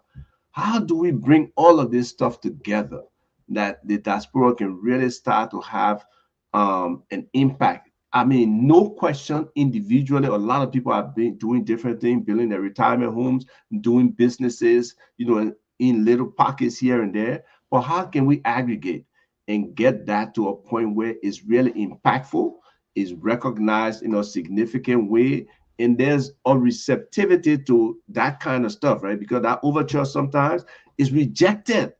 Any idea you bring, oh, we're already doing it. Oh, no, man, that's not correct. Okay, yes. And then they put it down and set it at the table. The really nice ones, they will embrace it and then they set it aside. So how can we really have a genuine relationship with people on the ground and people in the diaspora really collaborating and working together? Yeah, very important question, and I would just say to you that again, I think that the missing piece is coordination, right? And creative creative thinking based on local conditions, local needs. Here's the example I'll give you. There are two examples from Ghana. Ghana is close enough to us, proximity wise, also in terms of stages of development, that they don't seem so far fetched. We should be able to look to them and say, if they will pull it off, then we can pull it off. So, yeah, here are the two examples. One, going back to the time of President Rawlings. When Rawlings took power the second time, Ghana was in a devastated, depressed position. When I was a student at the University of Liberia, first year, there were Ghanaian professors there. There were Ghanaian professionals in many sectors in Liberia. Why? They had fled Ghana because it was so badly run and depressed, right? After the military regime, Yeah. after military regime, all that. Okay. Rawlings comes to power and he says, we got to rebuild this country. Y'all, both people, come. Y'all been talking, all they talk. Come here, let's consult. What do we do? He said, well, we have people in the diaspora, then we need to bring them home. But we need to bring them home based on the key sectors, the areas that are most needed. So let's do a survey. The survey, the diaspora, Ghanaian diaspora. What will it take for you to come home? Oh, I will mention two things: healthcare, good schools. Okay? I'm not bringing my children if their schools are not operating properly. Okay. The government took this data, they synthesized it. They said, all right, good schools, healthcare, top priorities. How do we meet the needs expressed by the people in the diaspora who we are trying to attract? We're not attracting them on promises, talk. But Actually, just come, man. yeah, just count the ground. Yeah, you're selfish, you're over there. And all right. No. So it's strategic thinking. So how do we satisfy those concerns? We approach Ghanaian doctors in the diaspora and educators.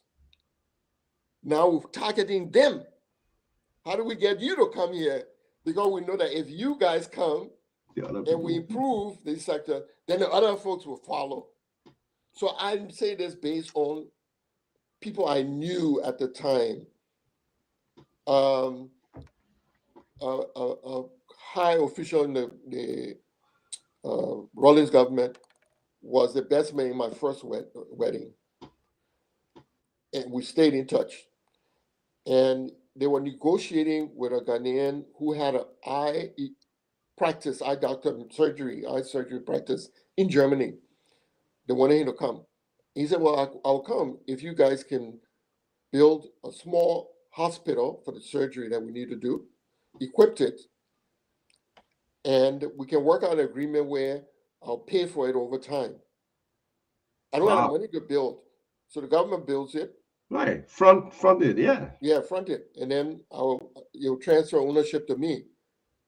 Okay, and they did that, right, with a number of specialists, and they did the same with educators to come back and be principals and to do this and to head these different sectors, right, to ensure that there'll be improvements. And sure enough, while Rawlings was still in office, they were building for the future. There was a relay race, Charlie, but were they were able to reap the benefits while Rawlings was in office, because people would go, the Decemberists would come home to vacation, and they were seeing the improvements in healthcare and education and getting excited, and they decided to put their hand inside. And the Ghanaians did the same thing with the year of the return, strategic thinking. Again. They marketed a history that one could say is not very appealing. It's about the worst of us, the slave trade.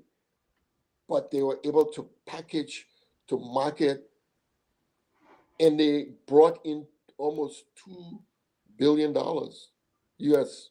And every year they bring in more, They bring in, because of the activities, the yeah, foundation they have laid. yeah, And that speaks to what stays in Ghana, right? yeah. And even talking about the technology thing, the World Bank, I believe it was a $200 million investment into Ghana's, digital acceleration or the technology transformation and stuff. And most of that money in Ghana demanded that Ghanaians do the work. They actually searched for Ghanaians with the capabilities to do the work, the Ghanaian companies, the Ghanaian people in the diaspora. And they were able to hold a lot of that money right in Ghana and be able to, repay it based on those people taxes, those people businesses, and everything like that. That's Why right. can't we look at those kind of models and mirror them? I was talking to a guy, Liberian guy who works with the World Bank. He was saying in Kenya, they go there for projects. Like you said, we want to tell you this is the way you would do it. The Kenyans will send it back and say, no, Yeah, that's not how we want it to be done. yeah, We have in our own minds what is best for Kenyans and how Kenyans can participate in this.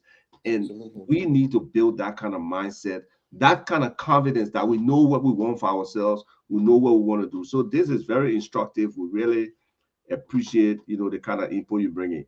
And speaking of that, about building our confidence, somebody is asking that you do you know what's the trade word for it? Being able to do some kind of show or something that our young people, some kind of historical show that our young people can say, oh, these are our heroes from the past. Some little encapsulation that can be able to be used by them that they can be proud of. And then we got a whole generation of young Liberians here in the diaspora too, who are also seeking information about Liberia. My daughter, so many other people, kids and everything. She even managed now to have to be able to go on a mission next year through her job to Liberia to do something Oh, voluntary. oh, So excellent. I'm sure if other young people push that line with their jobs, they could be funded to take that, visit to Liberia, that little sabbatical or whatever it is, to be able to understand. Absolutely, And absolutely. what this person is suggesting, work like that, if you can create something that can provide that foundation that they can see and say, oh, this is Liberia historical quote unquote greatness, as this person is saying. So, create that documentary to that effect. I don't want to give you more work. I know how full your plate is, but this Yeah. is something that, somebody is suggesting So my that. response is this, right? That and I appreciate the encouragement provided by this individual, and I also want to quickly add that it's not a one-man project. You know, That's true. if we're going to turn things around, if our kids are going to grow up knowledgeable about the past and who we are and feel encouraged and inspired to be all that they can be, then we have to join hands together. This coordination thing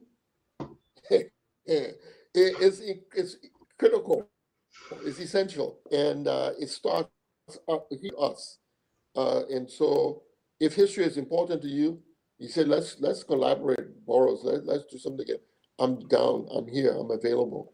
I've Wonderful. spent a lot of time going from city to city, doing talks, meeting with kids when I'm in Liberia, all kinds of sessions with young people.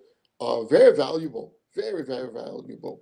All its high schools in Firestone came together in an assembly. I lectured them on history. You see the changes in these kids. Can I give you Wow. just one example? I'm not trying to, this is not about me. I want to share No, this. no, no. This is about you. This Yeah. the OGEEs Show is about drawing your knowledge. You know, you the guest, you the prime person. That's why I stay quiet and let Okay. you like spill everything out. Go ahead. Yeah. So I had this experience. I did a book on the man who was the architect of Liberia's independence, Hillary Teach. He had a vision and he sold the vision to the people who were in the country at the time. Very small, few thousand people. He said, "My people, we need to take our independence." Boom, it happened. So I wrote the book, 400 pages, his writings, all of that included. And I'm sleeping one night. I wake up and it's like, you need to write this down. I have this thought. So I take a pen and there's a line that comes and I write it on a sheet of paper next to the bed. And the idea becomes a play about Hillary Teach. I've never written a play before, but I thought, you know what? I will continue this process. I will fine tune it. I'll do whatever I can and try to produce a play. I go to Liberia with this idea, the script. One of the best actors, period, not just in Liberia, anywhere. Our paths crossed. Long story short, we put on 3 productions of a play about Hillary Teach. Okay, the audience is diverse, culturally, ethnically, politically. There are people in the audience when the play is over. The actor and I come out. We talk to the audience. People ask questions. One evening I come out. People from Ellen's administration are here. People from We as administration are here. People from Taylor are sitting here. Uh, General Buck Naked and his children are in the audience. They are in the back. I'm saying history has the power, right, to pull us together that way. But when it came time for questions, this teenager gets up and she starts to say, why didn't I know that a man like this existed in Liberia? The man was a businessman. He was a pastor. He was successful beyond measure. Why they didn't teach us about people like this in this country? She starts crying. That's the Wow. power. When you recognize what she's saying, why didn't they teach us about this? It's like, by knowing that this man walked on this ground that I'm walking, I feel now that I can walk in his footsteps and achieve what he did. And she recognizes this, is overwhelmed by the emotion of it. That was validation to me that, you know what, this thing you do, my man, and I play thing, or That's powerful that's stuff. powerful That's stuff. powerful stuff. Yeah. So I'm inviting your audience. Look, if you all think that it's important, let's talk about and think about how we can put this together. Right. I did a book on, the history before 1800, 400 pages, a lot of knowledge. People bought the book. I'm thankful. A lot of people bought the book, but many came back to me and said, "Ah, the book is so thick, and it's the language, it's challenging." And the And folks, reality is, I was one of those. I read that yeah, book and I told Dad he got to yeah, break the book down for the people. The yeah. people. And so I did that deliberately because you see, we have been straddled with a lot of history that's not vetted, that's not it's not grounded in the traditions of historical writing. You don't use sources and consult multiple sources to validate and all that. I wanted that book to pass any kind of test. Let the historians read it, let them criticize it, wherever, if there's faults, we fix it. And the book was reviewed and, in journals and whatever. And I felt, okay, now that it's on that level and it's valid, I can try to do something that is easier to read, using the same information, boil it down, a lot of pictures, a lot of maps, so I can get it out to more people. This is the book, which is just about to come out. So just for the naked color on the cover, you can see that we're trying to be more appealing, right? And the whole book throughout is color. So Wow. all the images are color. Here, See, Doc, you're a man of action, Doc. I respect this. So here's a map. Wow. Color. Doc, this is very impressive. Yeah. So it's very impressive. So this, whatever way we can get it out there for more people to do it, or even be a history book in the schools, that would be very impressive, because we don't know our own history. We're really starving. Yeah. And so all the things that we're talking about, with Malagueta, the selling of Malagueta and other things, and cola and salt, is all here. And for people who in the audience that say, well, I really think that it's important and we need to share this history, think about buying copies of the book for kids, for young people, that. Or if you're alumnus of Cuttington or one of the schools in Liberia, so I'll get a copy for the library there, or a couple of copies, and put it, in that school. That's one way how we can do this relay race. I do the writing, I do the research, and we'll pass it to you, then you pass it to the children. To me, that's how this is going to work. And there's a question. I have a friend who doesn't read books. He reads ebooks. Is it available as an ebook? It will be. It will be available as an ebook. Wonderful, folks. Yeah, so yeah. for you yeah. that got different reading tastes, yeah, it will be there for you. I'm sure it will be a wonderful read. yeah. I was able to read the original one, and I will definitely read that one as well. There's a lot of knowledge, a lot of history. Every time, the thing about these history books is every time you come back to it and look for something and read something, you learn something different. You see something new. So that's why I appreciate he set that standard for this book and wrote it at that level. And there you go. George family has said he will buy and donate copies, and it will be in the name of like Piso Solutions, our company.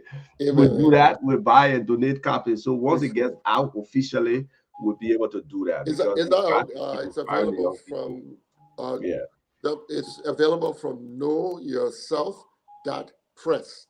Knowyourself.press. Okay, let me see if I can do a little banner.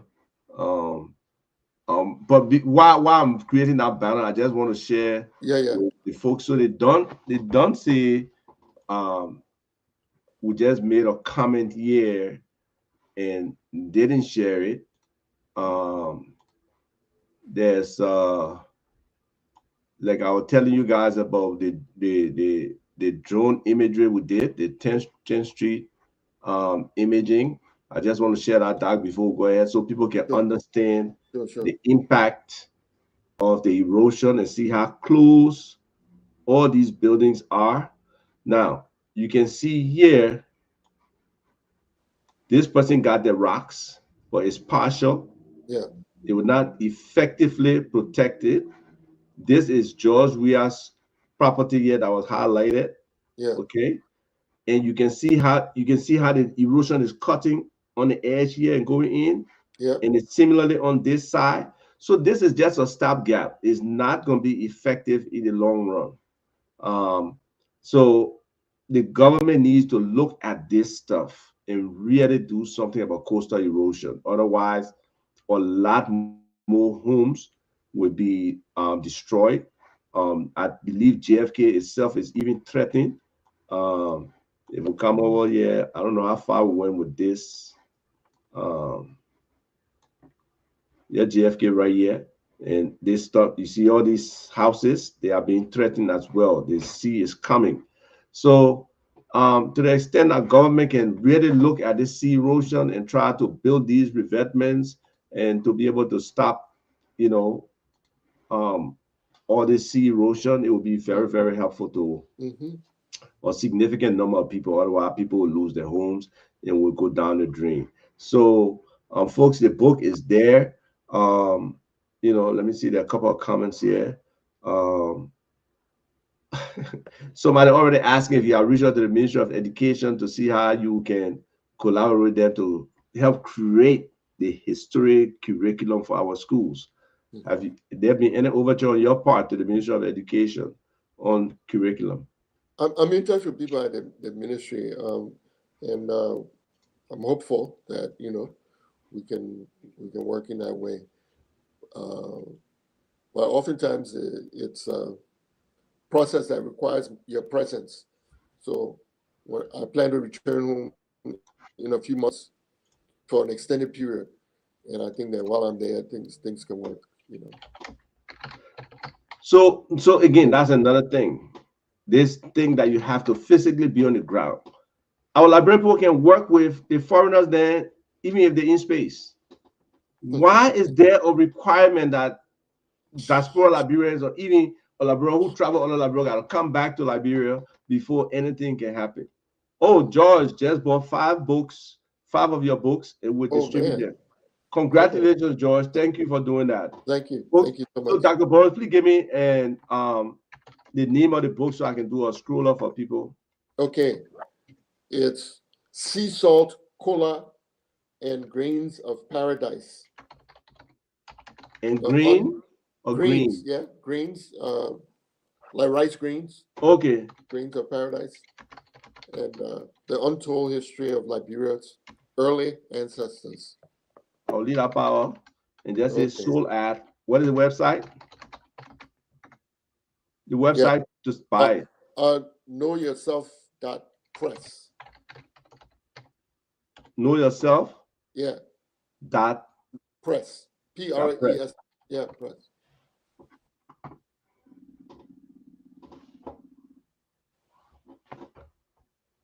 Okay.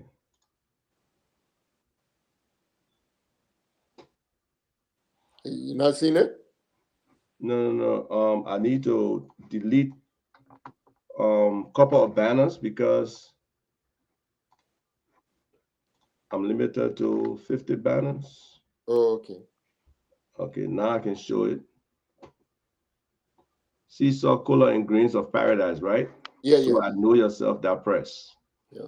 Yeah, folks, we got to support each other. I want to think, and there's so much stuff that we got to cover in general that, like Dr. Boris said, the space, and other people should be able to help create that space, right? The space can be a wide space. But this stuff about circulating money in our economy among ourselves, supporting each other, that the money can turn around multiple times, and then dollar coming into the Liberian economy should rotate in the Liberian economy for a certain amount of times to create that multiplier effect. Because when money comes in and just exit, like all these concessions, they come, we find they give us a little bit, they take it out. The contracts, the World Bank loans, so do contracts, we bring in foreign firms, they take it out. So not much circulation is in our economy. I know you're not an economist, but you just said you started off doing economics and something else. And business. So how can we change that mindset to be able to start a greater level of circulation that the multiplier effect in our economy can be more? There were periods when the Liberian business sector was not only viable, but an essential part of the economy. There were times when the government of Liberia would borrow money from business people in Liberia, Liberians, and then pay them back. And when they couldn't pay them cash. They would pay them like with land. Okay. So there was a substantial change, and we're paying the price for that, today.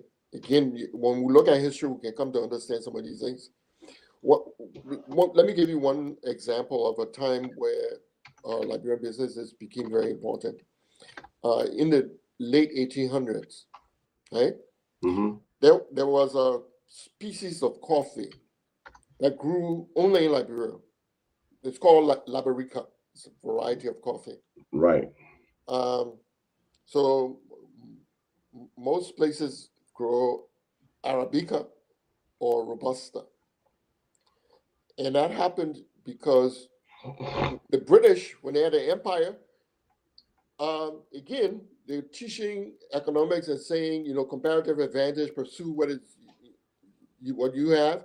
But they were taking coffee and planting it in all of their different colonies around the world, in Asia, in the Caribbean, but coffee originated in Africa.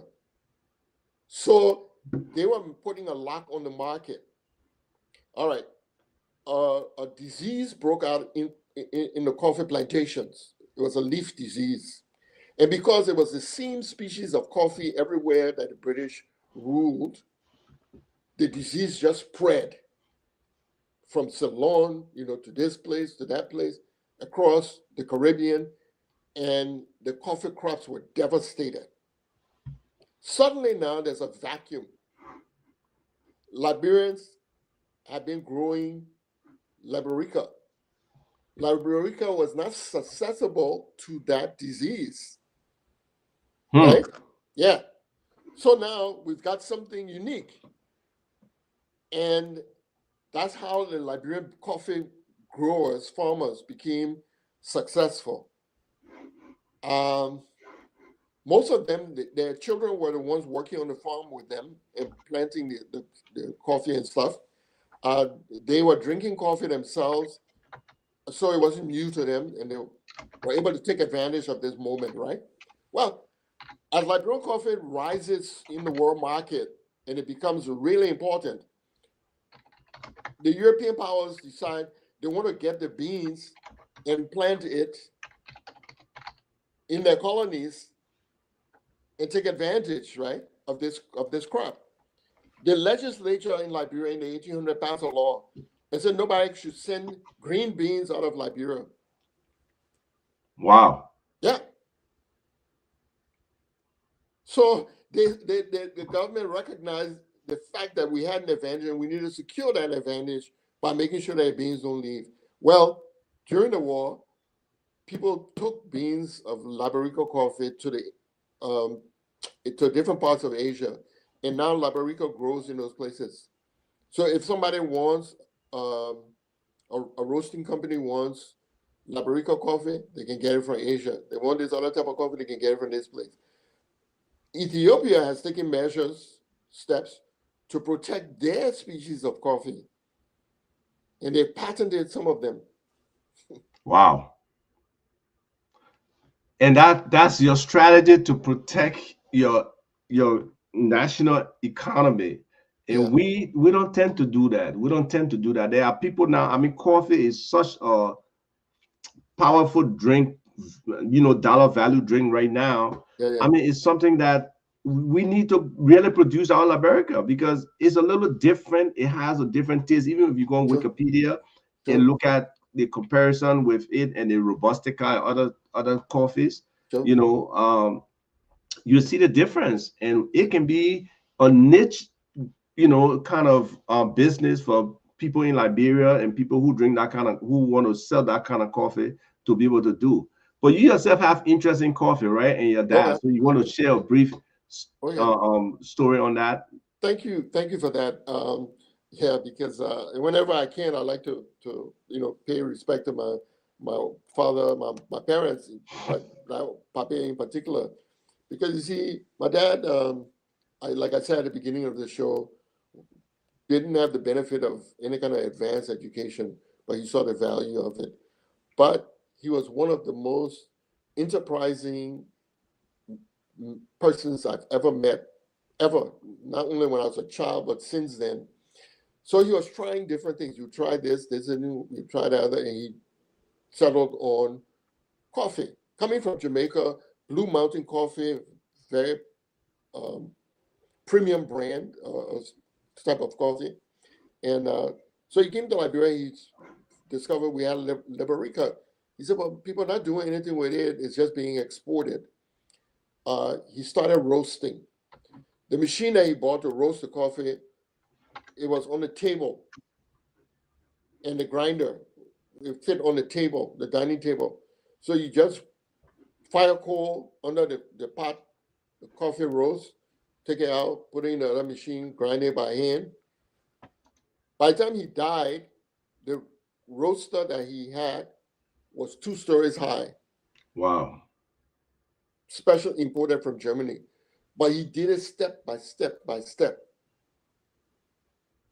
And the children would watch in the factory. You come from school, you go back there. I hated it, at the time. Now you appreciate it. But and then and I worked in the coffee business, and then I was a salesman for a while as well.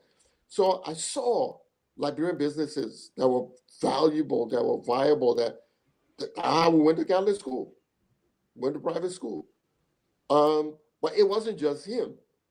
So when I was growing up, and here's where the change came, Ivan, there were Liberian businesses, stores up and down Central Monrovia. The nearest store to our house on Bushra Island, we lived near where the Monrovia Brewery is now. But the nearest store to us was going towards Douala. But before you reach Douala, Kapedi had a shop, right? When you reach the Douala, up on the hill, there were shops. Okay. You go to Yuko Town, there were shops. Point 4, shops. All those shops were owned by Liberians. The shop I mentioned, Kapedi, that was a crew woman. Right. Her son, her friend. And all these stores were Liberian shops. And then in Central Monrovia, there was a boutique operated by old mom, One Johnson. She used to sell hats for church ladies and stuff like that. The one was it opposite BW Harris? Is that? No, this one was well, maybe she moved, but when I remember the shop. It was on Rhino Street. Yeah, but it was all of these businesses, right? Small businesses, but viable businesses. They were supporting people's families, right? A shop here, this other business. The Jamaicans who came with my parents opened up 2 print shops, 2 different families, print shops, a dry cleaning operation. This is in the 50s, 60s. My godmother, Jamaican mom, old mom, she used to teach chemistry at LU. She and her husband opened a factory where they made perfume, Bindu Sudan, and alcohol, rubbing alcohol. So wait, hold up. So Bindu Sudan was an actual perfume? Yeah. So okay. So you had these small businesses, and they were making things and they were selling things and all. One of the big changes that took place that was devastating for the economy happened during Tubman time. The Lebanese stepped in to control the import of produce. Wow. And those who control the import wholesale could dictate the prices to the sellers, the store owners, and the peddlers. And that is what has our peddlers, women mostly, who are hardworking and knowledgeable about the business sector and moving products, but it has them locked at the lowest level. Because when a man imports the stuff, if his brother or his cousin has shop, he's giving his friend or his relative that special price. Special discount, a much better discount. Yes. And we are locked. Yes. And I saw in my lifetime the destruction of all those shops, all those businesses just disappearing like that. Wow. So, folks, I mean, that's a lot of knowledge, right? And I've talked about how we can make Liberian millionaires, right? Look, like he said before, the funding was not there for the Ghanaians or whatever to do something, but they were funded by government. So we got to find those best of class entrepreneurs, invest in them. Whether it's people who, if there's a market woman who's selling pea food, try to elevate her to a wholesaler, to a distributor, then to an importer. We got to find a way to elevate our people for us to try to take back some of our economy. We're not saying we want to ostracize all the foreigners because they have made some contributions, right? But we got to own our economy, and there are ways to do that with the support of policies, with the support of government, trying to make it happen. So I just hope that these kind of ideas can come to those who are in power, that they can try to identify these different Liberians who can be elevated and rich. Not everybody who will get rich will want to come seek political power and compete with you. No. So that mindset of that, why should I help another Liberian get rich, should not be blocking you. That political mindset should not be blocking us from supporting each other, that more Liberians can be at a higher net worth, higher value, and be able to elevate other Liberians in business and in other opportunities, and also contribute to other aspects of our culture that we can be expanding in terms of our economic and our social and not limited. Doc? Yes, I appreciate that point you just made. And to add to it, I would just say that one of the big benefits of encouraging locally owned businesses is that with the necessary infrastructure, Liberians are more likely to reinvest than non-Liberians. A lot of the funds that built Beirut to the level that it is collected from all over the world where there are businessmen trading and doing other things, right? And that money gets sent to Beirut. And so with that kind of level of encouragement, definitely you'll see the money recycling and being Yes, reinvested. I mean, when I'm in Liberia, there may be 5 people depending on me for their livelihood. easily, easily. Not to So, mention the different tuition I'm helping to pay and things, you know. so for a brief second, we share the information on the Know Your Press. I hope you all can see the screen and you see what the mission of it, healing Liberia with history, right? From Liberians before 1800 to citizenship, slavery, and land. We tell the Liberian stories that have never been told. So this is somewhere where I will accept your cookies I normally do. This is somewhere where I think Liberians should go. This is, you can learn more about Dr. Boros here, you know, the different role he has played at different universities. And then you can go down to the books, his engagement. This is a common friend of ours now, Dr. Dubayan. Um, and this is the book right here. Okay, it's $45. Yeah. Sea salt, color, and greens of paradise, the untold history of Liberia's early ancestors.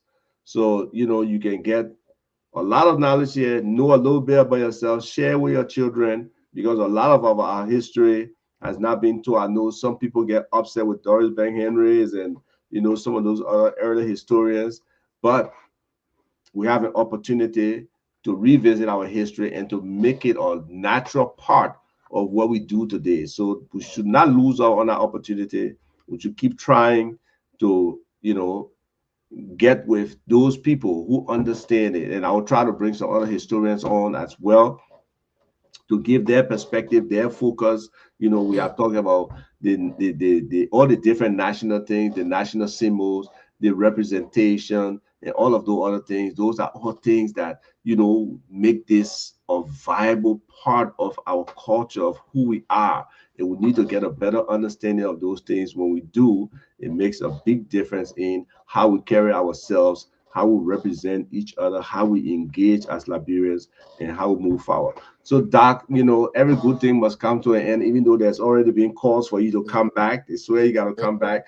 But we'll do the cycle in terms of the panel discussion, and then have maybe some young folks come on, and then we'll try to bring you back. Sure.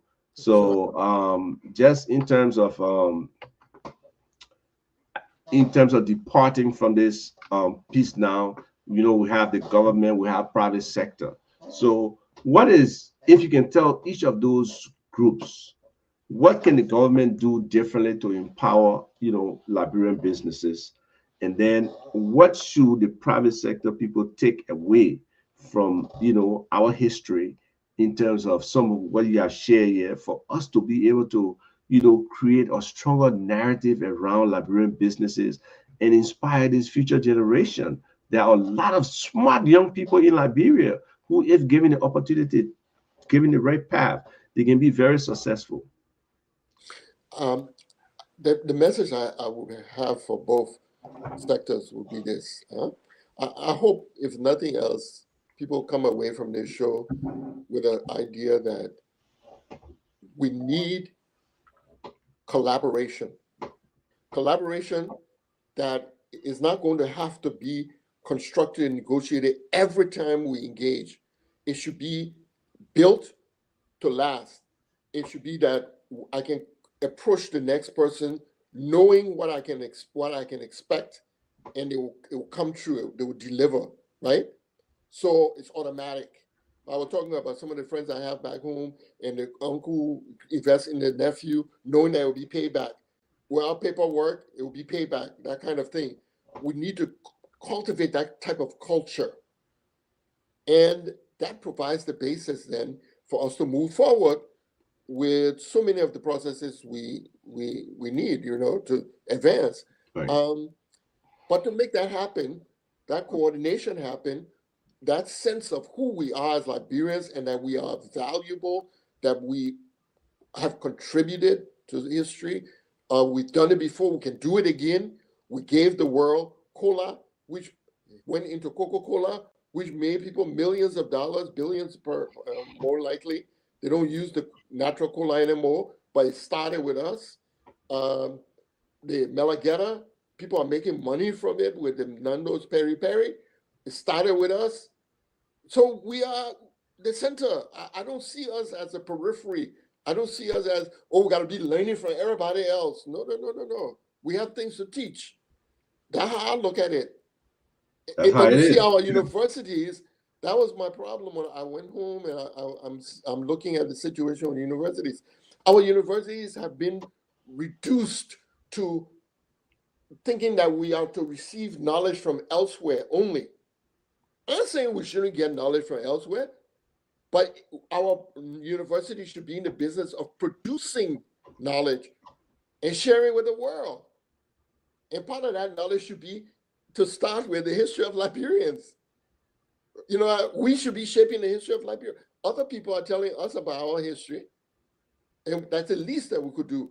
But there are pharmaceutical products in Liberia which our children need to be studying the properties of. Yes. The next medicine, the next cure could be in the forest there, but we have to flip the view of what is No, I mean, academia. I don't know the whole story, but there are some stuff from Liberia that's grown in Liberia that have huge medicinal properties for cancer and some other things that Liberia right now is experimenting with. He Yeah, before it gets into the real lab for those, multiple scientific tests, he has killed multiple persons, and he got testaments to that.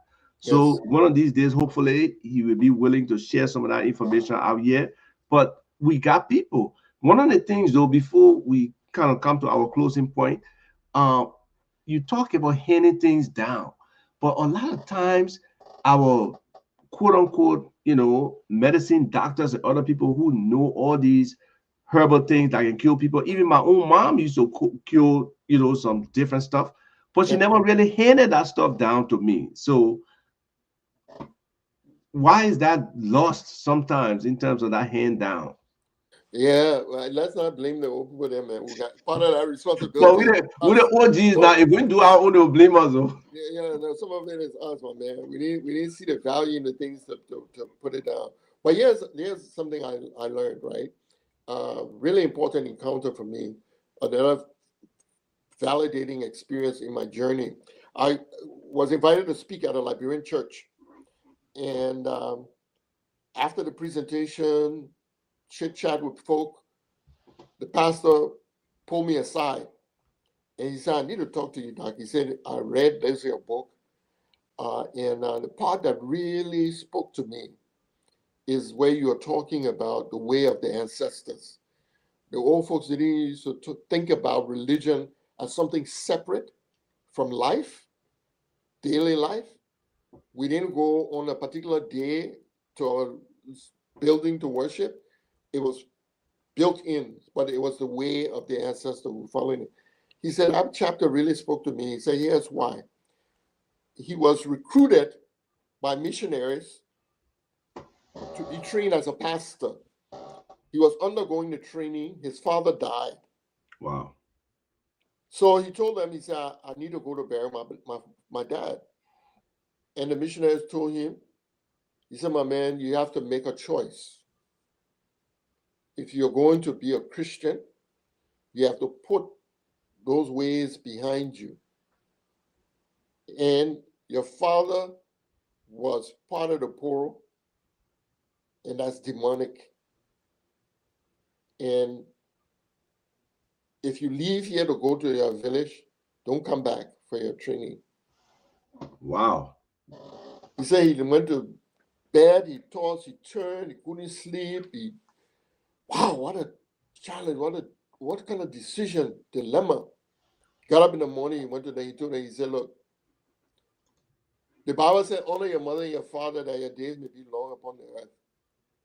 He said, so I don't know which Bible you're reading, but that's the one that you share with me, and that's the one I read. He said, I have to go to my father.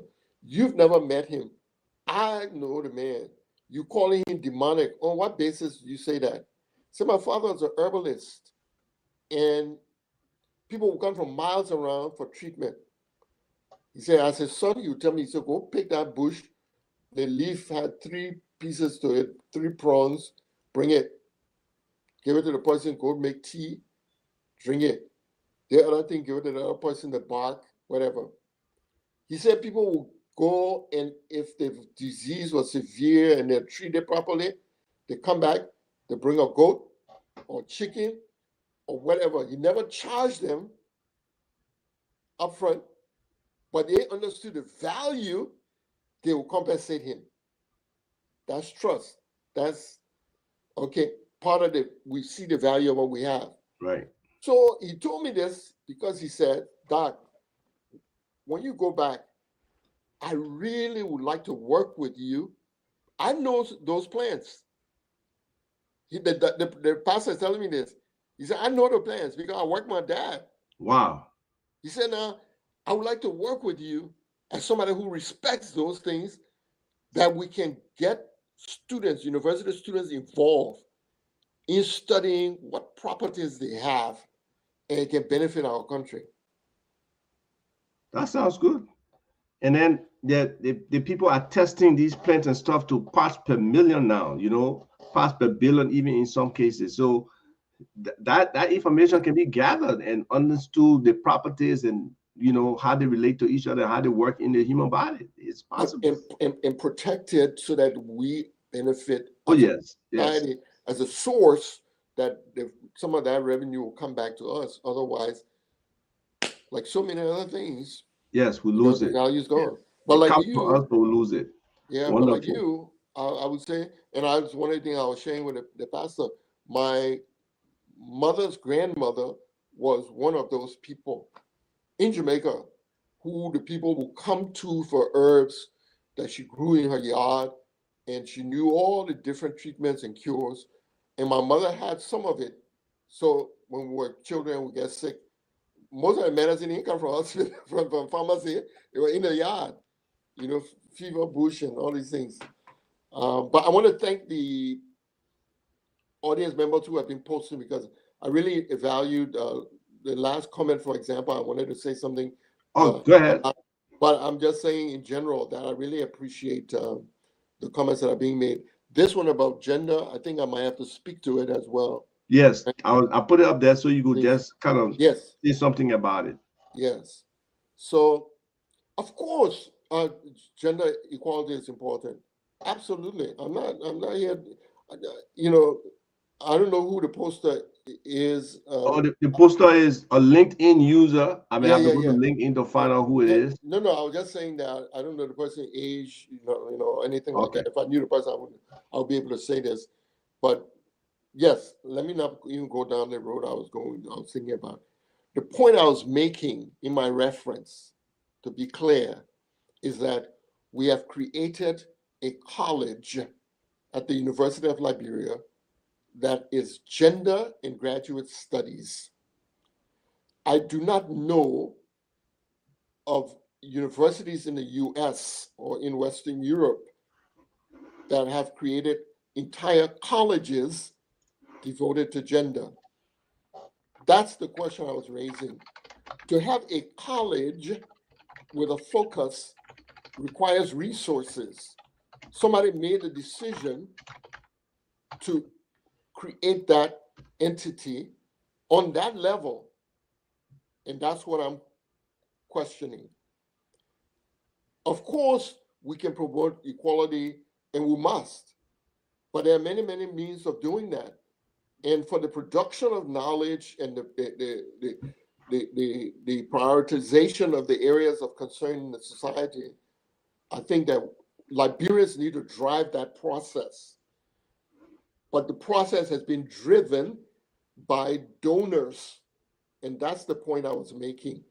And we, Liberians in civil society, in academia, have been jumping through hoops that have been established by donors to say, we dangle this money, and if you want it, then you need to do this. And the hoops that we jump through sometimes is far greater than what is happening in the societies that are donating the funds. So I've spent my life in academia in the US, and I really, off the top of my head, cannot think of a single university with a college devoted to gender studies. And the unfortunate thing I want to add to this is we in Liberia traditionally had greater gender equality than many Western societies. Because we have women chiefs for a long time, right? I know there's been disadvantages, but we have women play a prominent role in our society. And the equality was across so many lines, So you mentioned the political side of it. It's true. It's true. And we don't own that because those who are pushing the agenda have convinced us that we are so backwards that we need to be elevated. By whom? Those who didn't have the same level of gender equality that we did. And we buy it. And it determines how we see ourselves and how we talk to our upcoming generations about their forbearance. And the reality is, we've elected a female president. We had a female president of the university. We contributed a female head of the General Assembly. We had one of the earliest female lawyers in the world, in Liberia. I mean, we had in the Constitution of 1847 the right for women to own land, which the American Colonization Society pushed back against because they said it was against the tenets of Anglo-Saxon jurisprudence. Come on. We set the pace in many ways. So I'm not in this business of saying, no, we shouldn't push for equality, but I'm just saying that we shouldn't jump to fulfill other people's agendas. It should be driven by local needs, local diagnoses of our issues, and then local solutions for how we move forward. Part of what the responding to external agendas does is that it drives a process that is not in keeping with local dynamics, and it produces pushback, it produces polarization. and we're seeing this in other places. So when folks are engaged as change makers, you understand the process and how it should unfold so that you don't undermine the work that you're doing by imposing. You do it with understanding.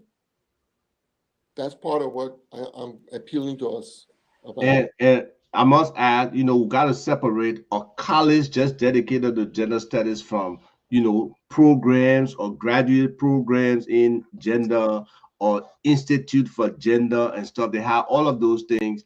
But in a country like ours, to just dedicate a college to gender, I don't know what the attendance is, what the participation is. And we know gender is important.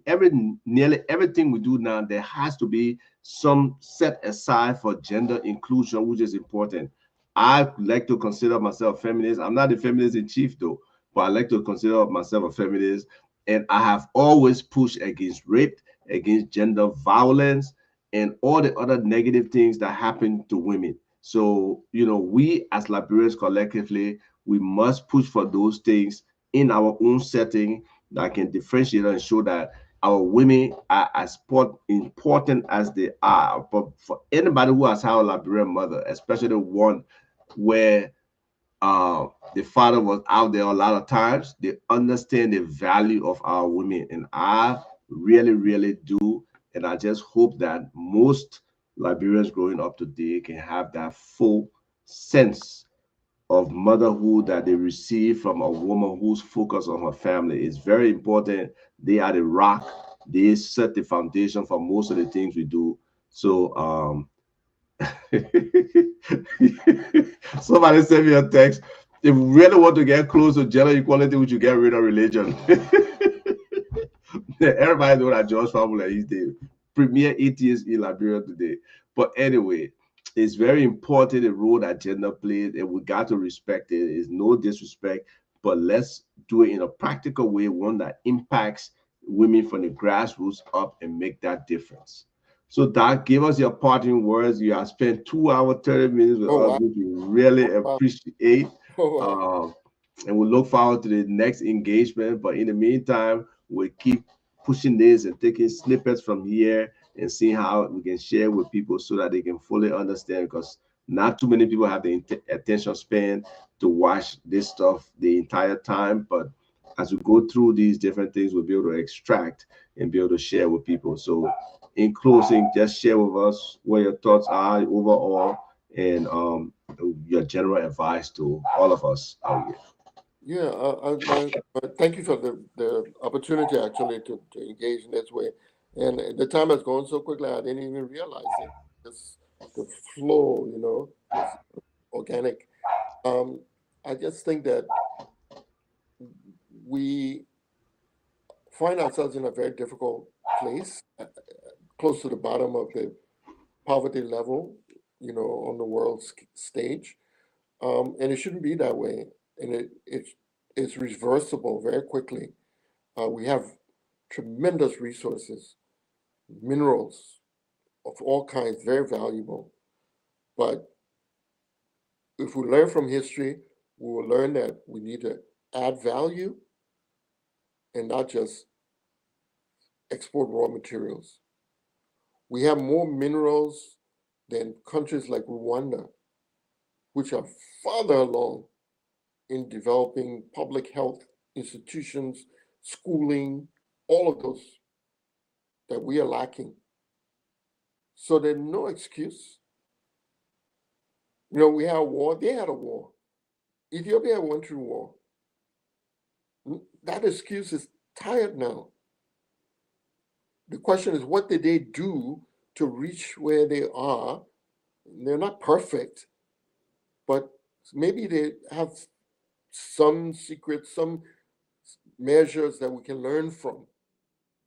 And and I would say that from what I've studied, they've relied on strategic thinking based on local circumstances to forge solutions that have moved them very quickly. Um, Look at our educational system. one of these solutions that were peddled from the outside was privatize the schools. And that wasn't a Liberian agenda. It didn't come from within. And the results would have been disastrous. And the reason our school system was not fixed is because we refused to learn from the past, the good things from the past, and carry them forward. We want to throw everything from the past away. And let me be clear about this. I don't usually speak in these terms, but I want to be clear. When we want to throw things away from the past, it's not just Congo people's past, it's the indigenous past as well. Because many of us believe that we can't learn anything good from any of our people. So let's do about it, be unfinished, etc. We want the newest, the shiniest, whatever will come from outside, from other countries. When we shift that mindset, we respect those who came before us, learn from them, we can move very quickly, very, very quickly. And we can use that history to create the coordination, the bonds for teamwork that can carry us forward. You believe you know who you are, and you know that you have contributed, those before you have contributed. Liberia contributed so much to the world. And we build on that to go forward. We're not starting from scratch, but we convince ourselves we're starting from scratch, which is unfortunate.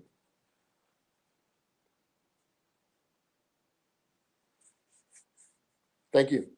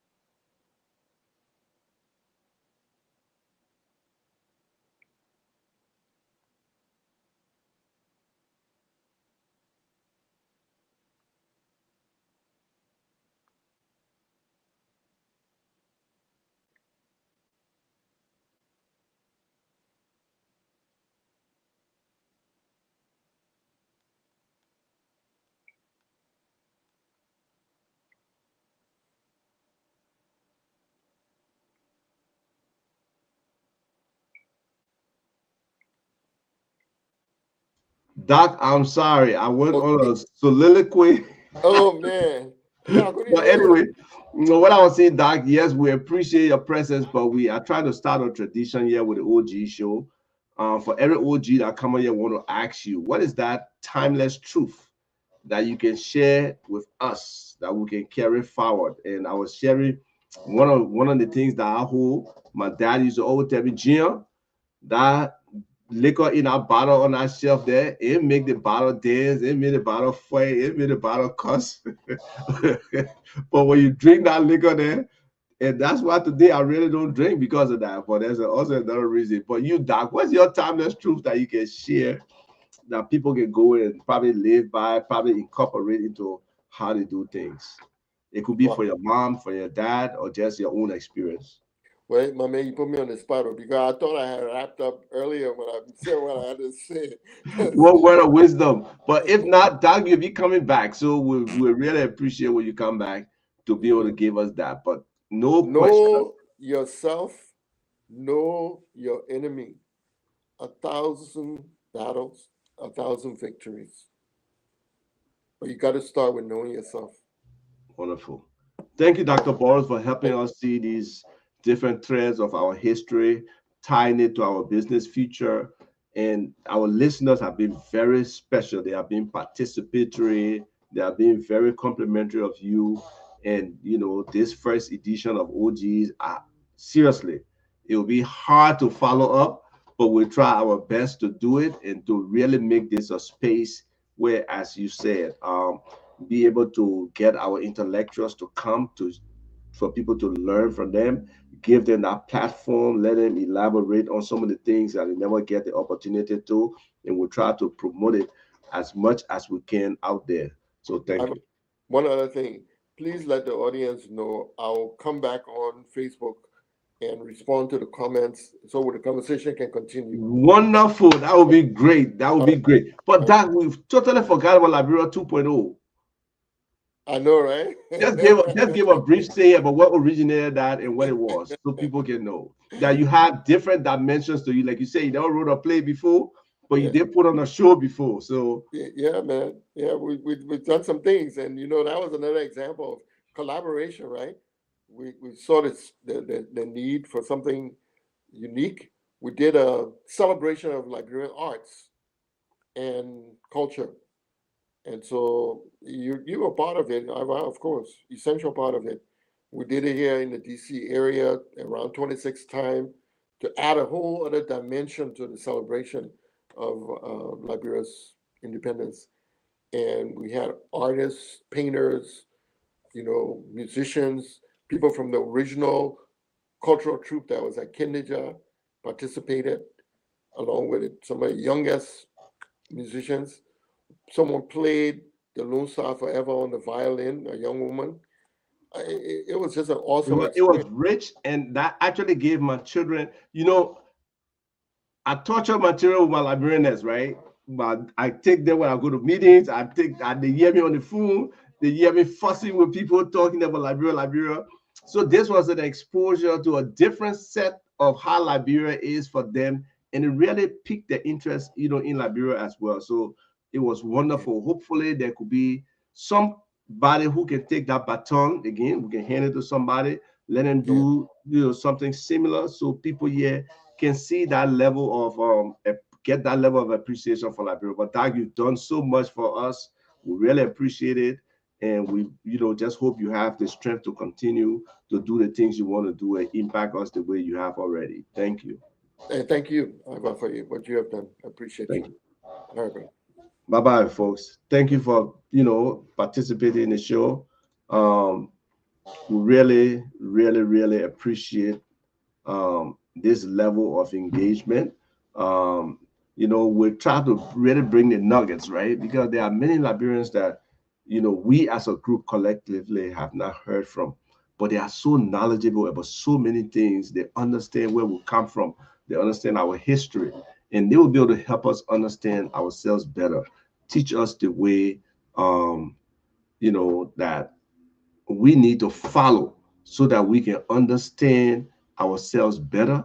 We can start to relate with each other better. We can know that we have a great thing that is Liberia, and that if we work together and develop it, make it a vibrant place, make it thrive, that it will be sustainable for future generations to be proud of, to other people out there to want to be a part of it. We already have in our history, folks of Negro descent can become citizens. Now that is an active part of the law, we are encouraging people from the diaspora, especially the U.S. diaspora, not the Liberian diaspora, the U.S. Black diaspora, to come to our country as well. And some of them want to seek citizenship, some of them want to contribute, but the learning path has to be solved. And even all our retirees here, or people about to retire, they have huge ability to still contribute. A lot of people are like what I want to say, um,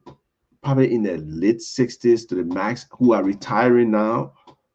They still have 10, 15, 20 more years to live. And those could be productive years within the context of Liberia. So we got to find a way to make it easy for those people to come home. Like he said, maybe our government can do that survey. What will it take for you to come to Liberia? What will it take for you to retire to Liberia? And once we understand those things, we try to facilitate that aspect, make it possible for those people. Is it lodging? Is it healthcare? Is it security? All of those things, can really make a difference for our people.